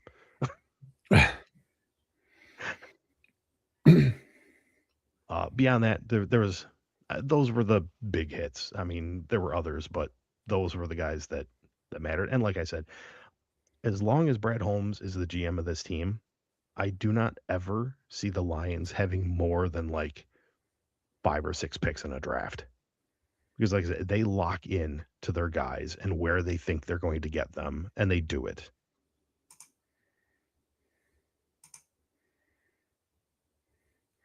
Yeah, that plus the draft, that's a 3-hour show in itself, Anthony. Although, to be fair, NFL free agent lists always look really impressive this time of year. Right. Always. Once we get to next year's cap and we see where it is, and then suddenly that list starts to get a lot shorter really quick. So I honestly, next year's off season might be one of the biggest off seasons I think we've seen in a long time, because free agency, at least for now, looks like it's going to be crazy. That draft, as far as quantity of quality in that draft, you notice not a whole lot of teams are trading picks for next year. Because no, not too many. No, they most teams want to stockpile picks for next year, because that is looking crazy. And right now, going to set the over-under for quarterbacks taken in the 1st round at probably, I'll set it at 3.5, and it's probably going to be the over. Right. I was going to say, by the time we get there, it might boost to 5.5 or 6. Can I please just give you guys a list of players that are going to be unrestricted free agents next year? Good. I'm just starting from the top. So I'm going to start from the top. No, Kyler Murray. The Browns should have traded the 6th pick. Stafford. We know Stafford's not going to go anywhere. All right, I'm going to take. All right, quarterbacks. I'm not going to count, because rarely will quarterbacks move. George Pickens, DeForest Buckner, Andrew Van Ginkel, Daron Payne, Devontae Adams, Leonard Williams, Quentin Nelson, Marlon Humphrey, Derwin James, Khalil Mack for the 12th time, Vita Vea, Jesse Bates, Kevin Dotson, Kyle Pitts, Eric Armstead, Breece Hall, Jonathan Taylor, Patrick Queen, Ben Powers, Jonathan Taylor. I mean, this is Grant Delpit, Azeez Al-Shahir, the linebacker from Houston. There is right now, and like we said, this can change. Christian Watson from the Packers, Frankie Louvu. Like we said, this could change, and it's going to change. But yeah, I may need to take a week off just to go through all this crap. I was going to say, unless he blows out a knee this year, knock on wood, Jonathan Taylor is not making it to free agency. No. Yeah. And that's what we say right now, because we Right know now, a lot of these yeah. guys are going to get re-signed. Yeah, especially in June. Anthony wants to know would you give the old man No, a Adams big is deal? gone. Wide receivers are too replaceable. Especially for next year's draft. Yeah. Hell, this year's draft was crazy. Yeah, I was gonna say this year's draft was kind of surprisingly. It's like I think almost every team took a wide receiver or a receiving tight end of some sorts. There was, like we said this on Unbiased last Monday. This draft was not. There were places where you could have 3 legit starters at a position, and then the rest could all be all the way down to undrafted free agents. Hashtag running backs. If you needed a running back this year and you weren't getting one of the Notre Dame guys, don't even bother. But wide receiver, a lot of mid-round depth in this one. Because the first round we saw it, like Tate, Lemon, all those guys, and there were just guys after them that were really talented. But yeah, and there's a pretty good one coming out next year, right? I heard there's a pretty good one that's probably going to be out next year. Oh, just maybe that he's got a weird name, like Smith. Yeah.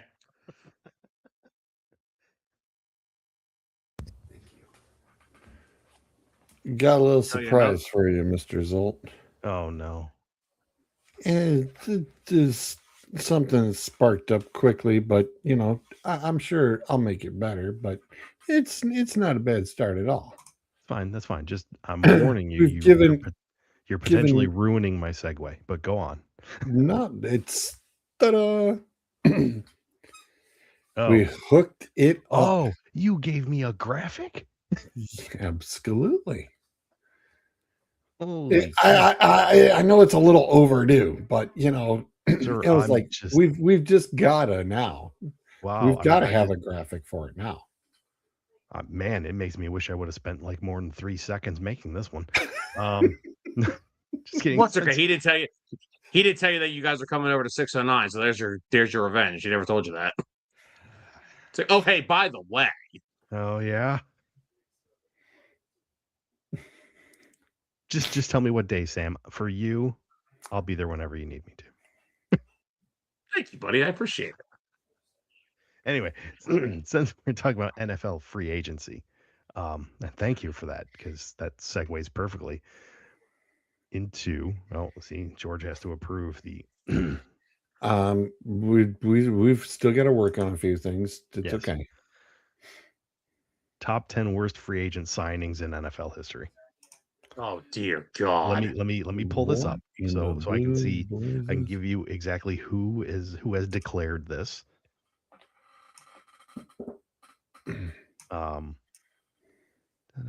Nope, not that one. So this was Athlon Sports, and this was back in March. So this was right around NFL free agency signing period. So I can give you, for hints, I can give you team, I can give you year. I'd probably start with the year, and then we can work our way to the team if necessary. I gave you the contract information there. Not that that's going to help you all that much. I think I already know 3 of these. Hey, I wasn't sure how it's going to go. Like I usually don't. But you guys always usually surprise me. So I'm going to start off at number 10. Yeah. We'll let the audience jump in here too. We got them scrolling on the other side. Is number 10 Byron Maxwell? It is not. Although I will say number 10. Yeah, if anybody's going to get it, I would think you would. Oh God, it's not Namdi, is it?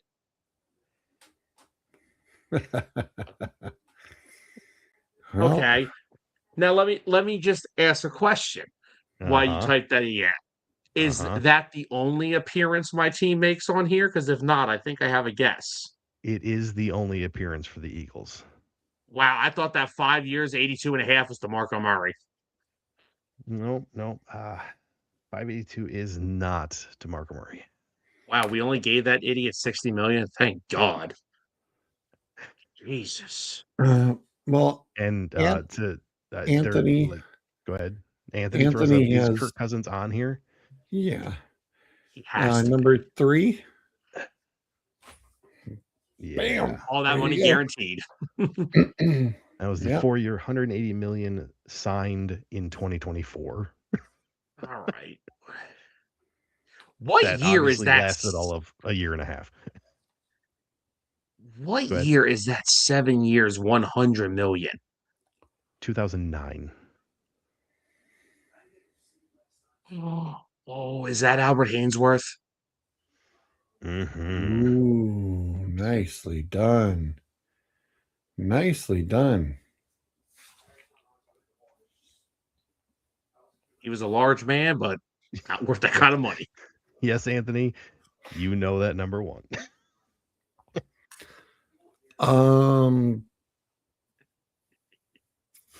Is Stefan Diggs on this list?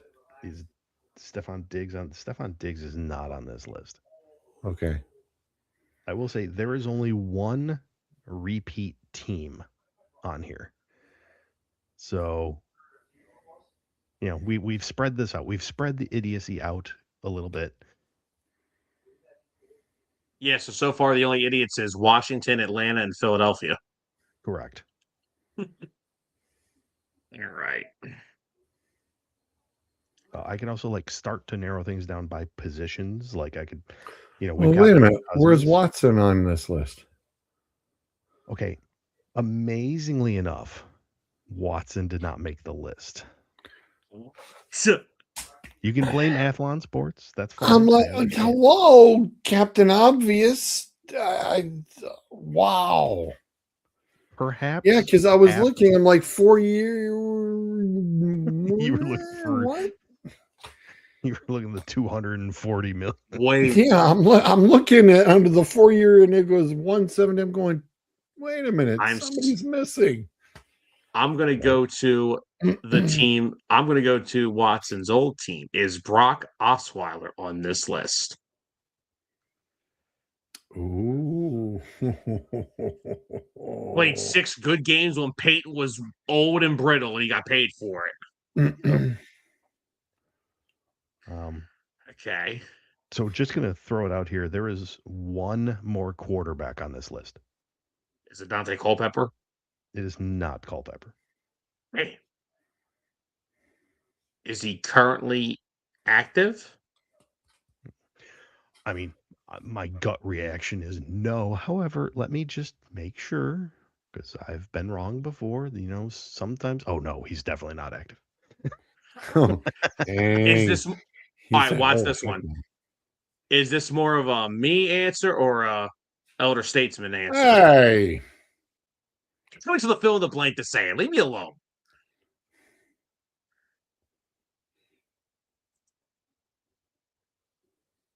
What the heck? What just happened? He totally disappeared. He's not even in green room. Wow. Okay. Whoops. Wow. He's not even in green room. He is. So we have a big blank to fill in. That is a big blank. Man, that is a big blank. Wow. Wow. He's out of here. He goes, Anthony was about to ask, was number 7 a former New Englander? Real quick, while we wait for him to get back in, A through F on what grade you give the Browns draft. Noah, the one, the number 1 ruling is pre-play, because I will not give a draft grade until at least my rule is 4 years after they've been in a certain coach's system is a good way to gauge that. If you had to go through a couple of coaches, you got to wait 5. but Hold on I a second. usually will not give a grade out for a squad anything under 3 years because it's just not fair. You're gonna It really isn't. grade a draft class 4 years later when you've already had 3 more draft classes in front of it. What kind of grade system is that? I'm saying after it. So, like right now for 2020, you definitely turn around and give the Eagles what? A B 2020. God, minus? no, that was the Rager draft. That's a terrible draft. Everything since then has been great. Really? I mean, okay, yeah, I know Jalen Hurts was in the draft, but outside of that, that draft was outside of Jalen Hurts. That draft was not good. That draft was bad. Outside of Jalen, like that draft was terrible. Okay. All right. Jalen may be able to bring it up to a decent grade, but No, pre-play for going after to get what they needed. It's probably, I'd say, a strong B. I think would be fair, Sam. yeah, I think it's fair. I'm probably at a B plus because, like I said, they literally got like their first 4 picks are all going to contribute on day one. 100%. So Agree. I think that's a realistic one right there. Yeah, and like I said, it gets a little wonky on the ladder. I mean, they did also snag 2 tight ends, so apparently they're looking to replace Njoku because you're going to go with Fan in 1, and then Njoku, there's the door, buddy. See ya. Essentially, yeah. I mean, he's a 50-50 ball catcher, so who's a desperate team that needs a tight end, Sam? A desperate team? That's a good question, actually. Seattle? I don't know. Seattle just took Elijah Arroyo last year. Let me look at their tight end depth chart real quick. Give me 1 second. I was thinking them or Denver. Denver, maybe. They did just draft Justin Jolly this past weekend, and he could be a late round steal. But I mean, outside of that, you're looking at Evan Ingram and whatever's left with him. As I said, just make a trade for David and call it a day. Pittsburgh needs a quarterback to throw the ball first. Pittsburgh needs everything, and that created an interesting little situation too. Pittsburgh also drafted a quarterback, and it's like, okay, so Aaron Rodgers isn't coming back. Computer didn't crash, but just booted me out of StreamYard. Give me a minute to settle things down. It's moving real slow. His Chrome crashed, but locked up when it did. Technical difficulties. Gotta love it. See, Noah, that's the one thing that doing a show, you just never know what can happen because whatever can go wrong, Sam, will go wrong. 100% will go wrong. And it sucks when it does. It sucks when it does. Well, he just said us again that Chrome cannot access his mic or his camera, so he has to do a full restart. Oh. That real quickly sucks. Didn't Pittsburgh just do something like all right, yeah. Adam Schefter this morning.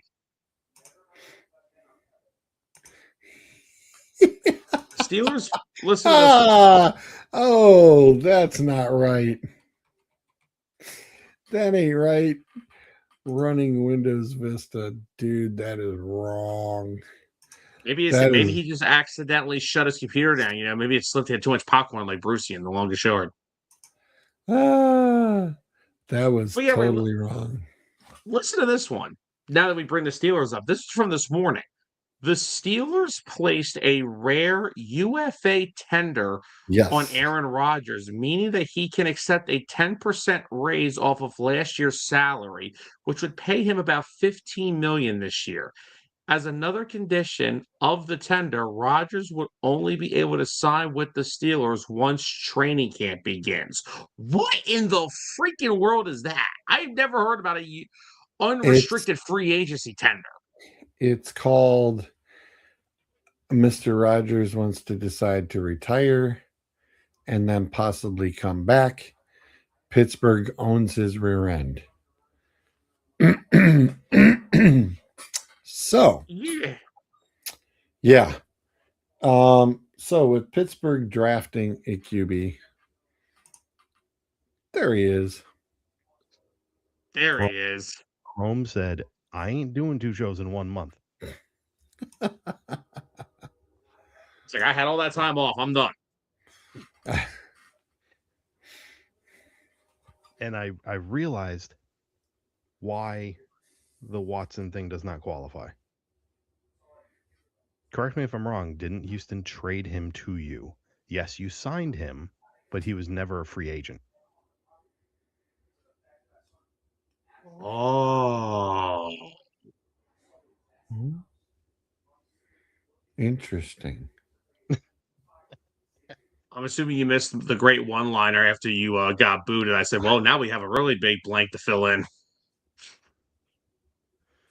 Yeah. Anthony says it crashed because you're running on Windows Vista. Yeah, I agree. If I was on Vista, it would have crashed. If I was on Windows 3.11, that was the shit. It's money. Guaranteed money. All right. Where the hell were we? So far, the Texans, Eagles, Washington, and Falcons are dumb football teams at some point in my lifetime. That's fair. Okay.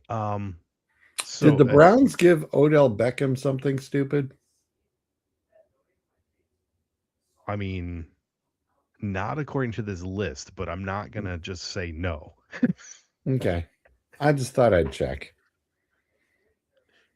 George, if we did a fill in the blank about how many times the Browns and stupid could be used in the same sentence, we'd be here for 6 weeks straight.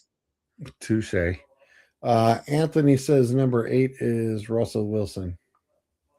Russell Wilson did not make the list. Was he traded? Was it? He wasn't he? He was traded to the Broncos. Yeah, that's right. Again, gave him a contract, but yes, that's so technically. But cut from the Broncos, signed by the Giants. True. It was a 1-year deal. Remember what he got? Yeah. Oh, that's right. Minimum 4. What's the year for that 4 for 110? 4 for 110. 2024. Oh. Recent 2024.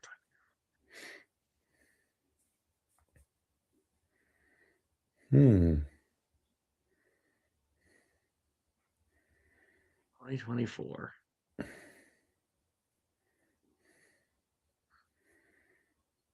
No way, because he wouldn't have been a first. Going to give you a hand. Defensive side of the ball. Okay, so that helps a little bit. 4 years, 110 in 2024.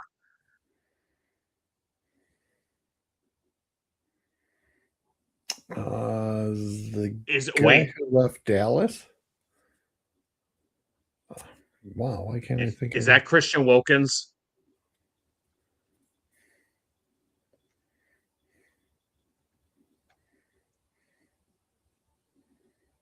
Well done. Well done.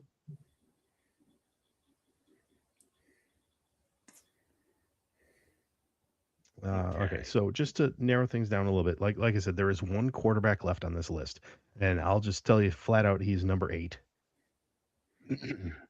Okay. It was a 2019 signing.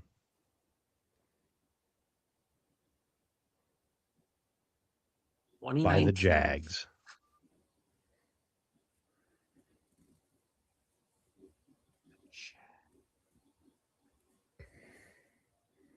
Please don't tell me this was.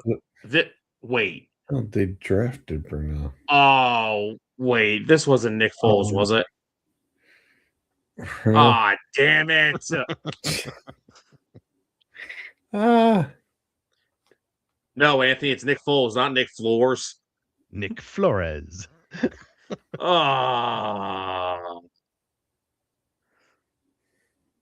Damn it. Is number 7 Christian Kirk? It is not. How would Christian Kirk ever do to you?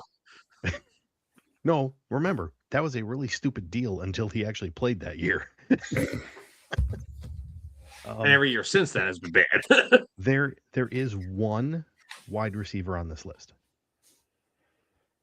that I am acquainted with.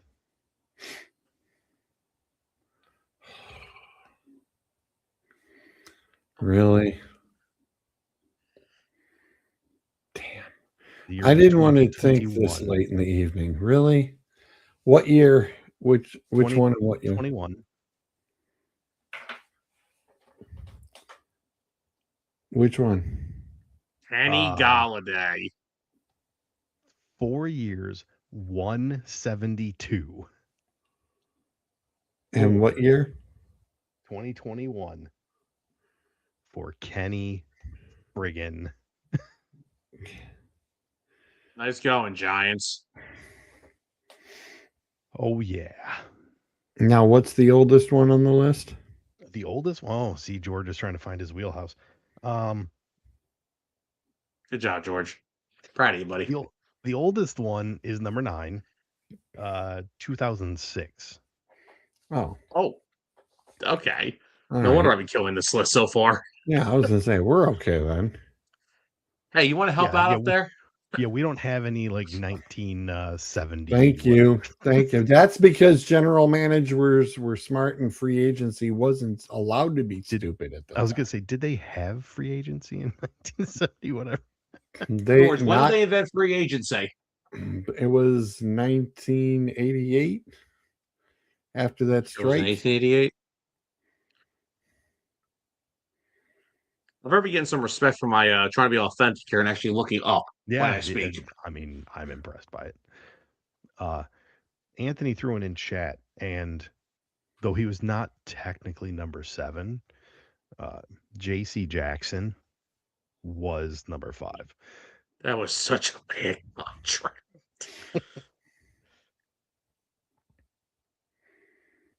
So I'll give you a hint. You wanted the old one, 2006. Number 9, 6 years, $30 million for a safety.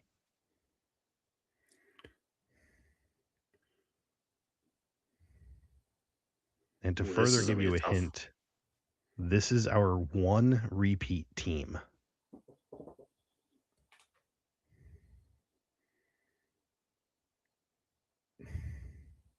Oh, God. Is it Atlanta? It is not Atlanta.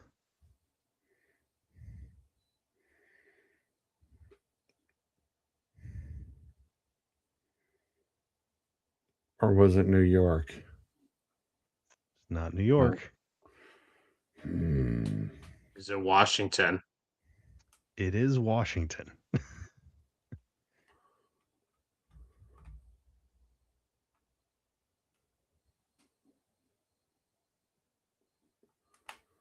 What year?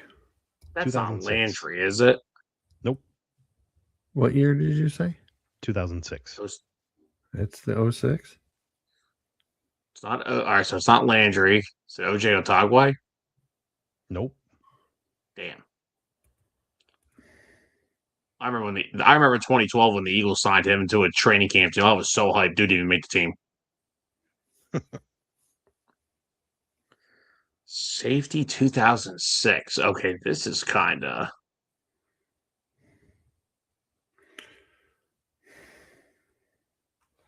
That's nuts.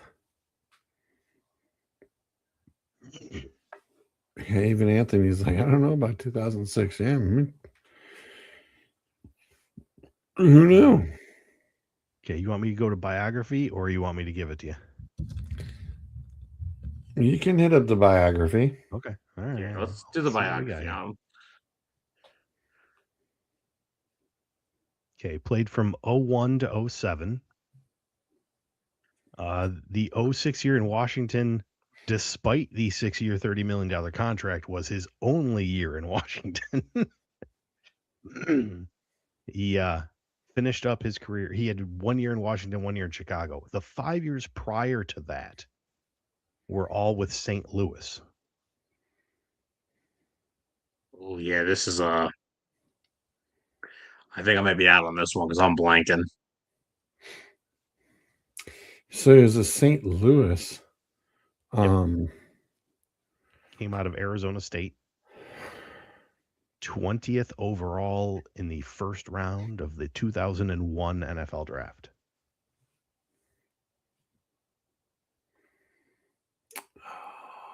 So he was the greatest show on turf.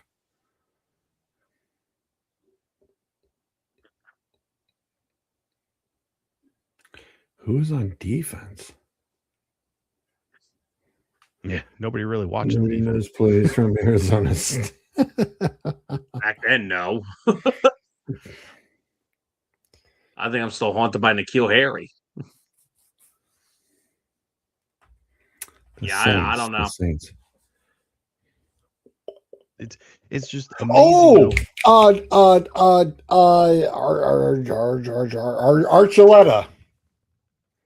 Adam Archuleta. Yep. Needed a second. Needed a second. Heck of a pull. Heck of a pull there, George. I'm going to say this. Just looking at the 5 years in St. Louis, I'm going to attempt very fast math here. Okay. Started 69 games over those 5 years. So he was a baller. Yeah. Then signed with Washington. Started 7 games, played in all 16, but did nothing. Like one pass defensed. It's hard when you know nothing except artificial turf and you've got to go to Washington. Yeah. I mean, yeah, it's tough. All right. We got one to go. 4 years, 52 and a half. The year was 2019. You tell me what else you want. Position? Running back. The only one on the list.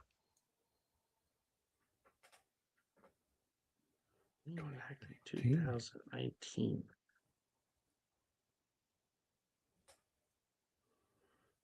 $2019 for a running back?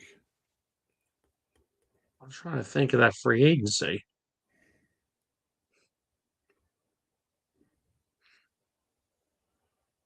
Ooh.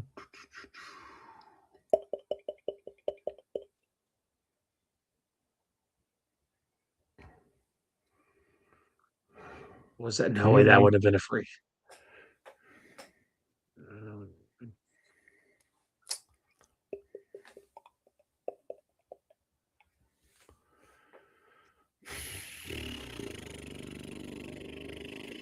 So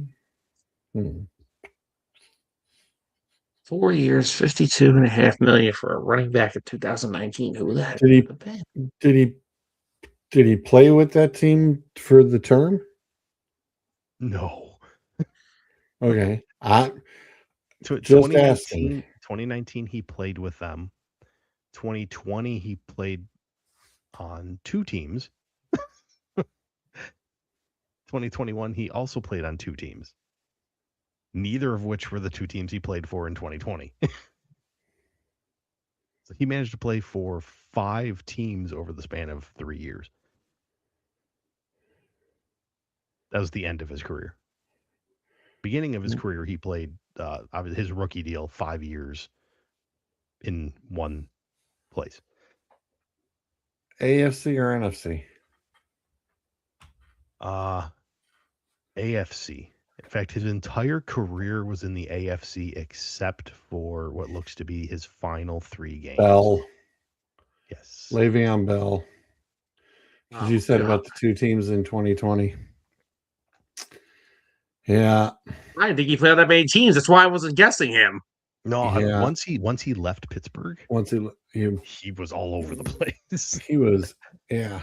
You're talking about mentally or physically? Well, yes. Well, that too. Yes.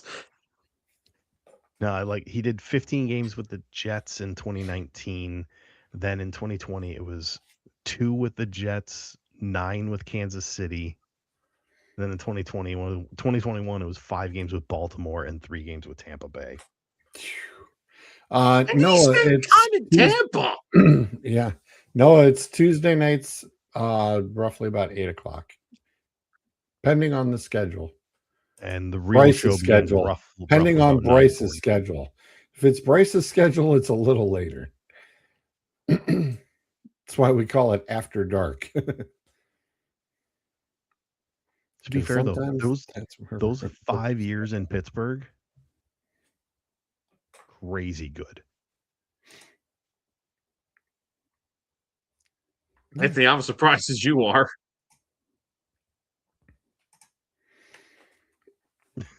Yeah, I was like, I forgot Yes, all Anthony about Bell that. was in Baltimore. He played 5 games there. Has a super short stint. Oh, grand total of 31 attempts in those 5 games.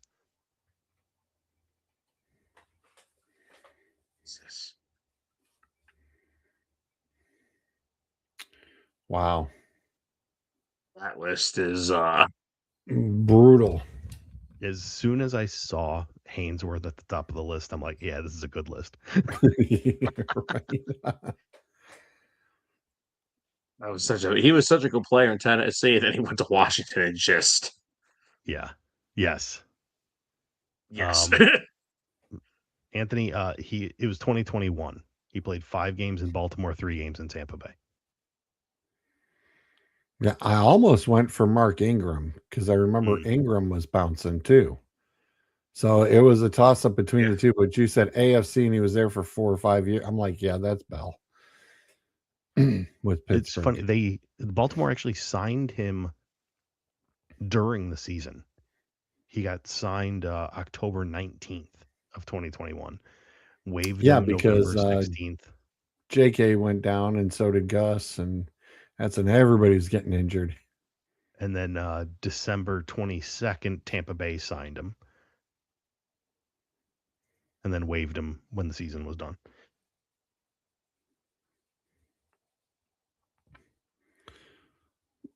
The Adam Archuleta, I'm patting myself on the back. That was a good one. That was good. I remember he was really damn good in St. Louis. But again, sometimes it's the system, guys. It's just the system with the right coach.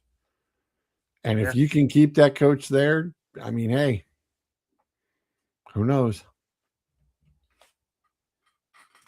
By the way, final score: Bruins win 2-1 in overtime, forcing a game 6. All righty.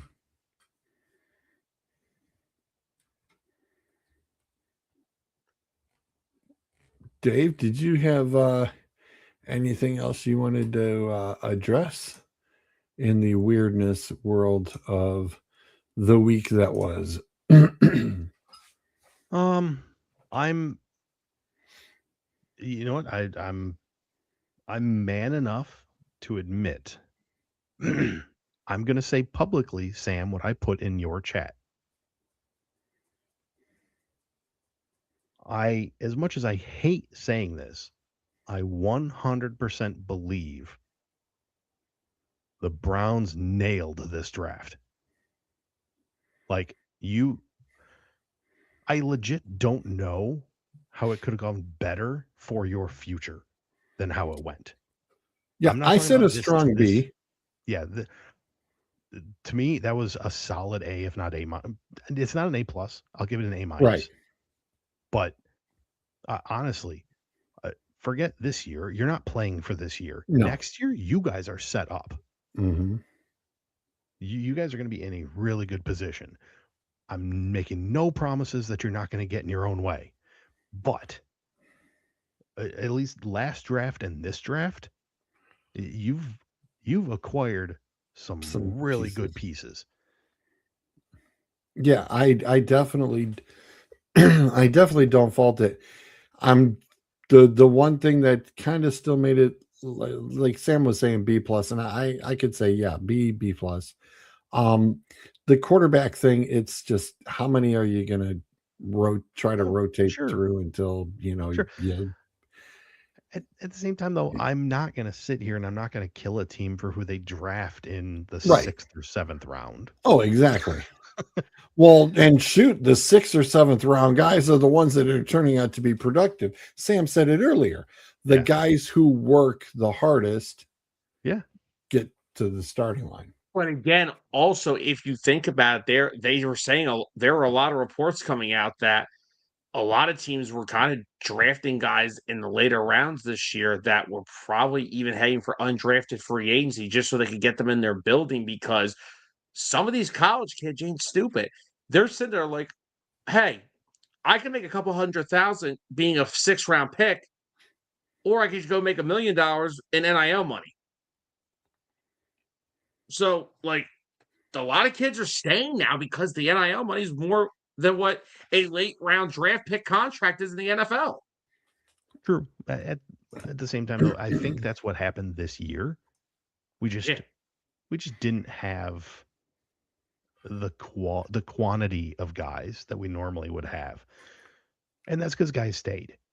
Even guys that stay, though, run out of eligibility, and that's why next year it's going to be like a draft and a half. Mm-hmm. Possibly a free agency and a half. Could be. Anthony, I'm not doubting it, especially because he stayed in New York through this whole off season. So yeah, I had heard that rumor too. So are just kind of waiting to see how that shakes out and what they're going to do. But yes, I know that he is still in New York. He has not gone back to Seattle with the fam. They're actually still in New York. And don't they already have a quarterback that will throw the ball to the other team? Yes. But I will say this. If I'm the Jets and I'm looking at next year's draft, I'd be signing Russell Wilson too.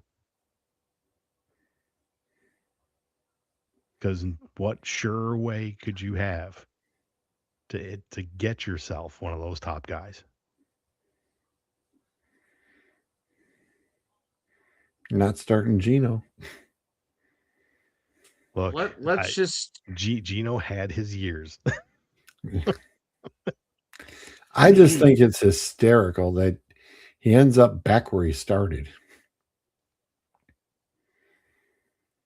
And I know collection wise, I have heard and I have seen all of the Geno rookie cards coming back out, and everybody is just like, oh yeah, he's gonna be great. And they're starting to, sell off. They're sending them for grading, and they've been trying to sell them like hotcakes. And they are just stalling on eBay horribly. It's ugly. Of course, they're going to be like, yeah, wait until he does really good. Okay. That's fine. He will be fine. I don't think they brought him in to make the playoffs. I just don't. They brought him in to put somebody out there, mentor, get this team hopefully in a good culture spot. And then next year draft your guy. Now, Aaron Glenn's got a lot of work to do. He's got a lot of work to do. And here's the thing, it's only 1 year in, going into number 2. But they had a solid draft too. They did, but I'm very, very suspicious of this team being the next team to hire a coach specifically to fire him after 3 years and bring in the guy that's going to suddenly take the talent that they acquired. And I don't like seeing guys treated like that. And which coach would it be? That's the bigger question. Yeah. It's like, who's going to be on a hot seat? I mean, Mike McCarthy, I think, could be quick on as quick off. Mike McCarthy was born on the hot seat. It's part of his contract. Yeah, I think he totally could be. But I really can't think of anybody else. I mean, and unless you want to turn around and get what's his name from Indiana, and you're going to pull him up if he's even interested in trying to come up. He just signed a new extension But with them before. right. But he just signed. Well, yeah. Well, in 2 years, guess what?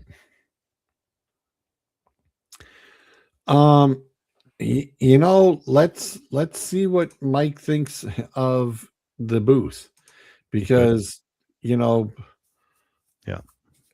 Look at Cower. Cower said, "No, I like the booth in the TV studio. Thank you."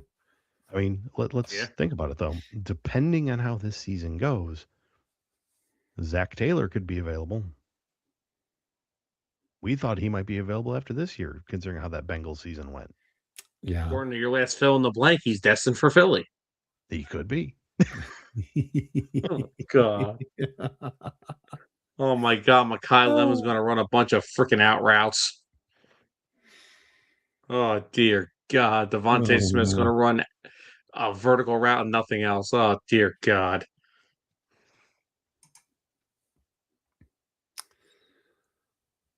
Alrighty. Well, gents, I'd say we've knocked it pretty good this evening.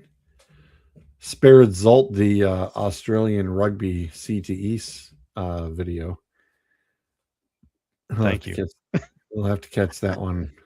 You'll have to catch that one on the replay. Even I still couldn't figure that one out, and I showed Sam, and Sam was like, "You'd seen it all." I said, if you thought that the slap competition was fun, and nothing stupid, on that. These guys, 2 dudes, one with a football, one without, and no pads, and they run directly at each other and hit each other as hard as they can. Oh yeah, I've seen that. I've seen some of that. The running national championship. Yes. Yeah. And I just sat there and went, okay. This is the reason why aliens do flybys bypassing this damn planet, because we humans are that stupid. When they're looking for intelligent life and they see that, they go, yep, not even close to being ready. They're at least another 1,000 years out. And they stay away. There's a big old signal, our little satellite thingy hasn't even made it outside the edge of the galaxy yet. And they're going, there's a big old sign that says, do not enter. Stupid at risk. Yeah, they're like, these guys are still running into each other. Nope. No intelligent life here. All right. Nothing to see here. All right. Roll the credits, George. I got to step out for 10 seconds. That takes care of the 4 minutes. Say goodnight, Grayson. Good night. Good night. That's it. Say goodnight, Gracie. Good night. Good night. So I said, well, flip a coin. And if it comes out heads, have your hair dyed. And if it comes out tails, say goodnight, Gracie.